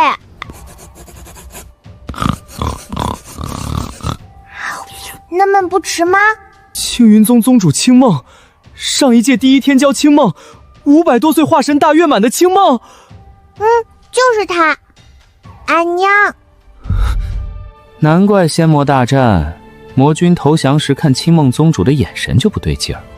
我当时还以为是战术性凝视，没想到是战略性看媳妇。俺爹那人确实干得出来。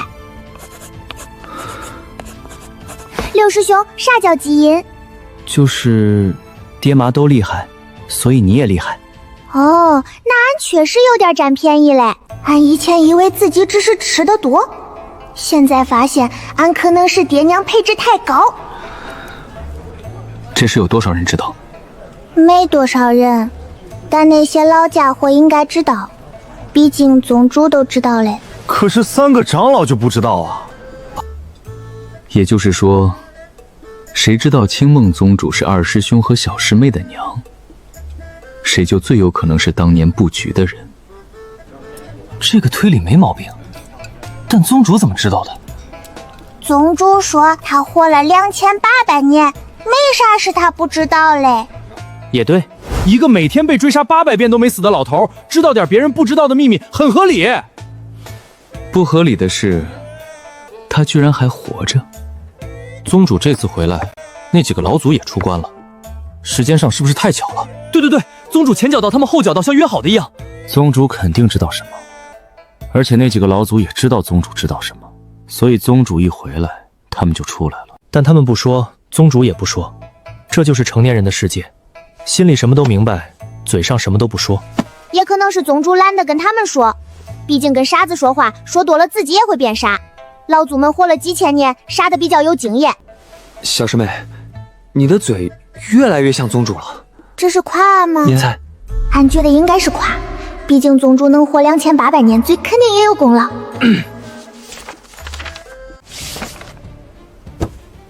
你们有没有觉得整个事情一环扣一环，像一串糖葫芦，串得死死的？小师妹在魔界渡劫，本来大家都以为是魔界天才，按理说这事儿就这么遮掩过去了。第二，结果没几天就发生了屠宗的事。妖兽和魔兽是天敌，他们联合的概率跟我明天飞升差不多。那基本不可能。对，基本不可能。第三，妖兽和魔兽联合，让人一下子联想到亲近妖兽的小师妹。第四，查到小师妹头上，就会查出小师妹就是混沌灵根。第五，混沌灵根本身就招惹嫉妒，如果这个混沌灵根还是魔族，那就更招惹嫉妒。于是他们就顺势要求天剑宗把小师妹逐出修仙界宗门，动机、证据、舆论全都有了。只是他们没想到，魔界少主亲自带人来万仙盟护场，更没想到魔界少主居然也是天剑宗弟子，这反转比画本还离谱，还能巴掌我个字指头。最没想到，宗主提前回来了。宗主一回来，他们就闭嘴了，比掐了脖子的鸭子还安静。于是，那几个老祖就出来了。他们不出来不行，再不出来，场面就要被宗主完全掌控了。所以，他们的目标是小师妹。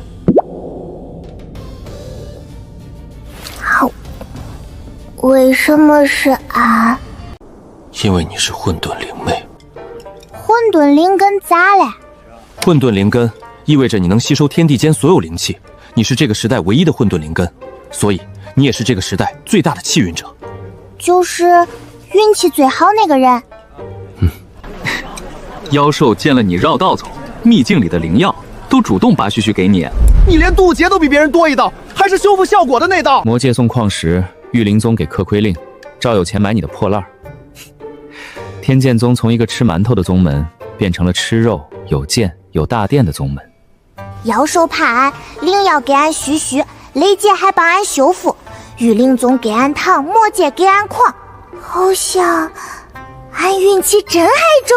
气运这种东西，看不见摸不着，但它决定了一个人能不能突破瓶颈，能不能渡劫成功，甚至能不能飞升。有气运的人，随便走走都能捡到天才地宝；没气运的人，喝凉水都塞牙；气运好的人，走路捡零食；气运差的人，走路踩狗屎。哦，那俺不想踩狗屎。你的运气很好，而运气好的人会被人盯上。盯上俺干啥？气运可以被夺走，被炼化，被献祭，被转移到另一个人身上。所以有人想抢俺的运气，这也能抢？能。那能不能去抢别人嘞？比如去抢那几个老祖嘞？理论上可以，但你打不过他们。那俺先打弱嘞。小师妹，能参与这种事儿的，弱的也没有。这就很尴尬嘞。抢俺的人比俺强，俺想抢的人也比俺强，俺就是被夹在中间那个人。3岁半，金丹初期，混沌灵根，气运之女，但是谁都打不过。打不过也没事，你有我们。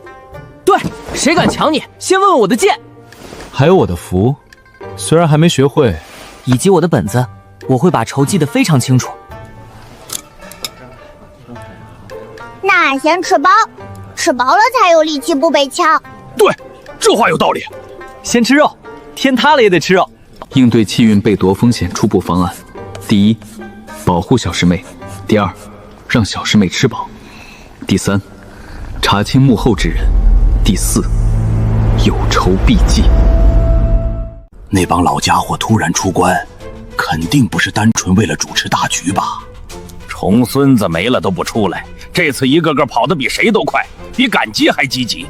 难不成在家闲得长蘑菇了？阿弥陀佛，事出反常必有妖，人若反常必有刀。不让老夫参与查，不就是怕查到他们头上吗？宗主，您都知道些什么？那就从头捋。100多年前，布局者就开始动作了。100年前，齐梦失踪好几年的事，你们知道吧？知道。当年青云宗因为接班人的位置吵了整整7年，差点把大殿屋顶掀了。有人说他被杀了，有人说他叛变了，还有人说他被妖兽叼走了，还有人说他跟人私奔了。那你们知不知道，那会儿魔界也出了一桩大事，魔君也失踪了。对，听说魔界有段时间确实群龙无首，贵族们争权夺利，差点把魔宫拆了。那段时间魔界消息传不过来，我们还以为他们在憋什么大招，结果是在抢椅子。所以两边同时失踪，不是巧合。当然不是巧合，因为布局者用禁术封了一个上古秘境，把这2个最有可能搅局的人关在里面了。等等，魔君和青梦，青梦丫头，对，就是她，跟魔君在秘境里待了好几年，生孩子的那种。也就是说，傅少和小平儿是青梦的娃。对，恭喜你答对了，虽然没奖品。阿弥陀佛，难怪青梦后来回来常不见人。听说他跑去凡界历情劫，等凡界道侣死了才回宗继位，但没人听说他有孩子，也没人怀疑过他有孩子。死了就是回魔界了，这谎撒的还挺省事儿。既不用解释道侣去哪儿了，也不用解释孩子从哪儿来。他道侣没死，他有孩子，只是道侣回魔界了，孩子被老夫捡了。你们不知道，老夫捡符砚那天，一眼就看出他是魔君和青梦的孩子。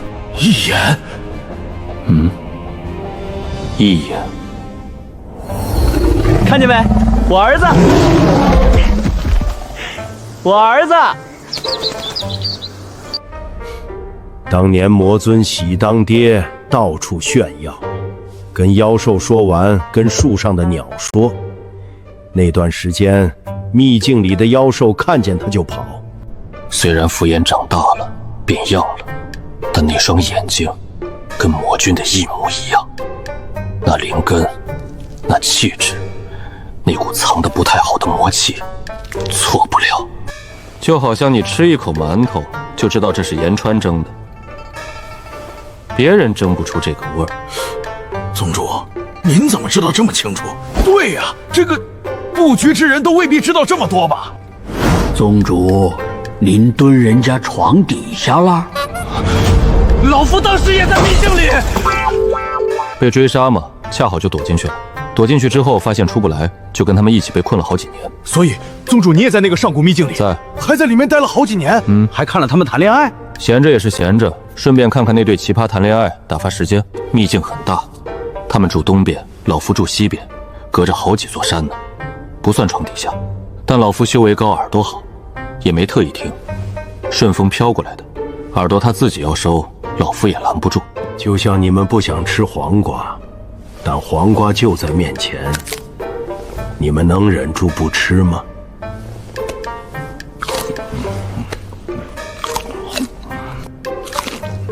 宗主，谈恋爱好看吗？好看，比画本好看。画本写的都是假的，这个是真人真事，而且不花钱。魔君那个人虽然脑子不好使，但追人的时候特别认真。他给青梦做饭做了3年。做什么？各种糊糊，灵米糊糊、灵麦糊糊、杂粮糊糊、野菜糊糊、蘑菇糊糊、树皮糊糊。虽然换着花样做，但都是糊糊。今日是新口味。西梦一开始嫌弃，后来习惯了，再后来不吃睡不着觉。这也能习惯？3年都吃糊糊，铁人也能习惯。阿弥陀佛，习惯也是一种修行。那青梦呢？他什么反应？他教魔君认字，魔君那个字写得像蚯蚓在纸上跳舞，横不平竖不直，连自己的名字都能写错。这是青梦。青梦教了他3年，他终于能把青梦2个字写对了。然后青梦说：“不错，有进步。”他高兴地在原地翻了3个跟头。魔君翻跟头？对，翻了3个，一个前滚翻，一个后滚翻，一个侧翻，动作标准，落地稳健，不愧是练过的。阿弥陀佛，贫僧今日听到了不该听的东西。不，你们听到了真相。后来他们出来了，各回各家。魔君回魔界平乱，青梦回青云宗接班，老夫也回了天宗宗。本来以为这事儿就这么过去了，各过各的。但是有人不想让他们安生。布局者又生一计，劫持符砚威胁魔君和青梦。炼虚卫去抓一个电气息的小娃娃，手到擒来的事儿比捏死一只蚂蚁还容易。结果老夫路过，顺手救了。那炼虚系的打手看到老夫跑得比兔子还快。总之，整个故事就是这么个事儿。要不要给你们买点正经瓜子？有的话最好，最好是5箱的。好了，说正事，那些老东西到底想干嘛？绕这么大一圈，折腾上100年，总不是为了好玩吧？100多年的布局，光策划就策划了几十年，执行又执行了几十年，这耐心拿去种树都能种出一片森林了。他们啊，大限将至了。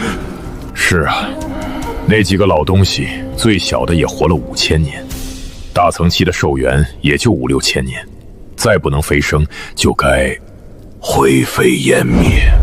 所以他们是想飞升，但飞升需要渡劫，渡劫需要准备。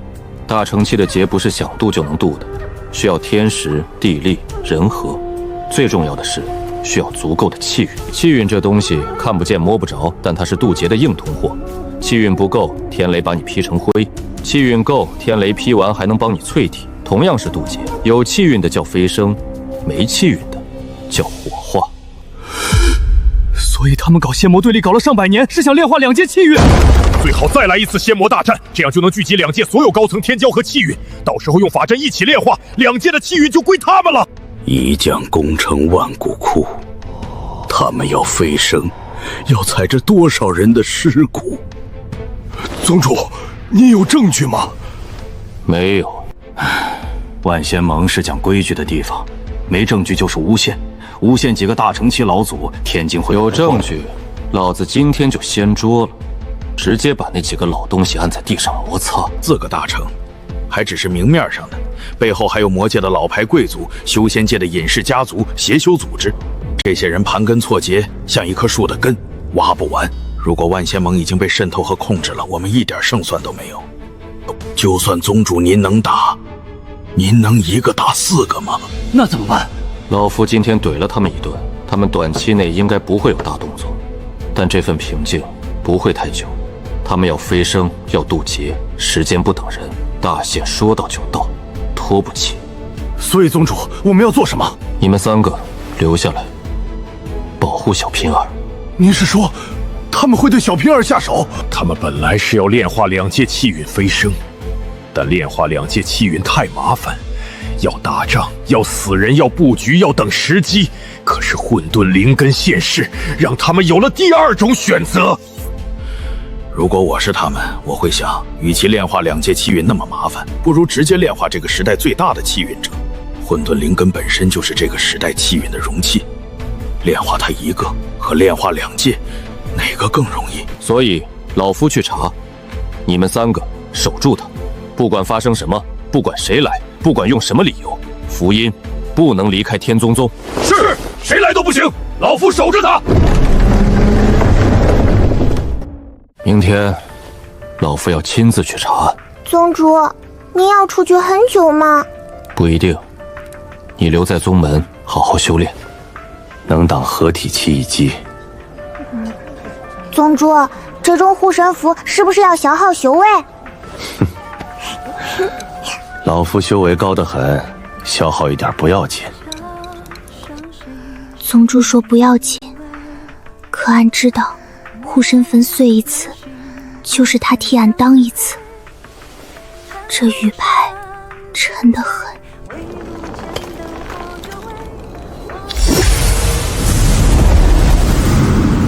公主祝殿下。英奇，帮俺把这封信交给俺哥。还有别的要转达吗？跟他说，别把自己累死了，累死了没人给俺赚钱。是。哥要查魔界，宗主要查证据，长老们要守着俺，师兄们也守着俺，俺也不能闲着。俺得修炼，得变强，至少以后别人想抢俺运气的时候，俺能先给他一剑。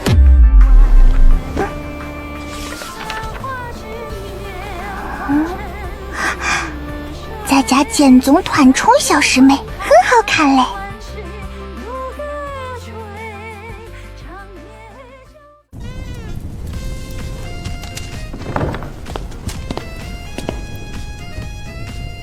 不够。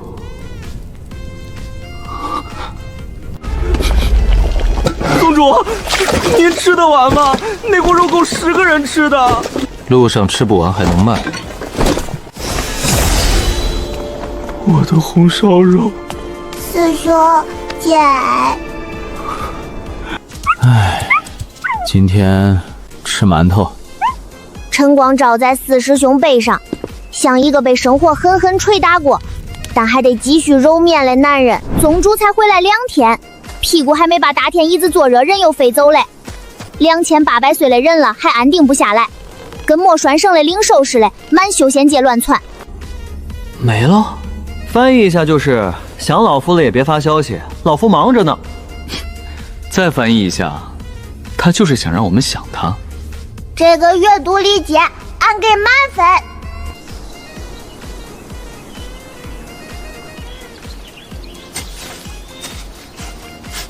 快快长大，快快长大，长大了就能卖了。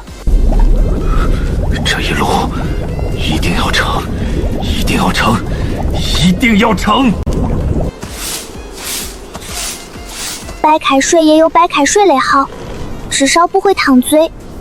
可这安静，俺心里不太踏实，像暴风雨来之前那种闷，说不上哪里不对，就是觉得有东西要发生。看好，这个不能吃。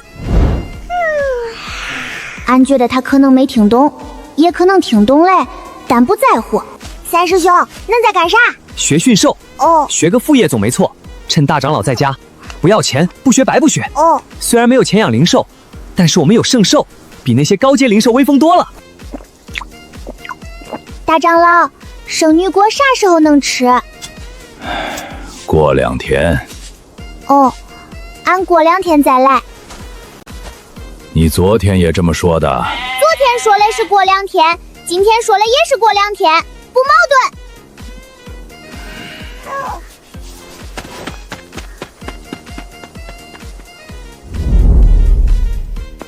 这味重，不是普通药香，是闻一下就想打坐的香。俺的脚咋自己拐弯嘞？稳住，稳住，这次一定能成。怪香嘞！俺就看一眼，真的就一眼，绝不捣乱，最多闻2口。当年老夫把你从食神宗忽悠来时，就说过，让你来天宗宗烧丹炉，比烧菜炉高级，没骗你吧？没骗。这一炉中阶回灵丹，价值几百上品灵石，是不是很有成就感？食神宗那群人就知道吃，暴殄天物。你会控火，会掌握火候，会判断温度，这不就是天生的炼丹师吗？烧菜和炼丹本质上一回事儿，都是火的艺术，都是火候的哲学。二长老这话说的怪有气势，听起来四师兄不像在炼丹，像在拯救天宗宗财政。成了！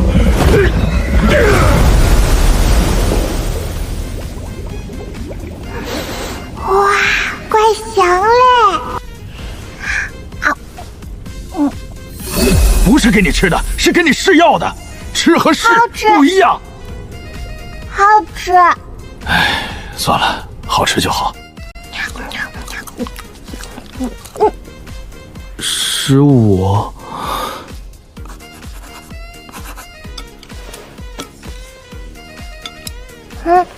大师兄，能不吃吗？不饿。第21个，比宗主还多吃了一个。跑山太饿嘞。六师兄，俺这是药力消耗大。所以就是能吃。吴师兄，这个香薰是啥味儿嘞？安神香，助眠的。俺睡眠很好呀。我知道，但这个香薰闻了心情好。中，有道理。不中，再看下去，俺今晚不用泡，直接吐。六师兄，俺都金丹了，不用泡药浴了吧？有人盯上你了，更要变强。金丹初期和金丹后期差距很大，而且这个药浴比之前贵。之前那个100下品灵石，这个100中品。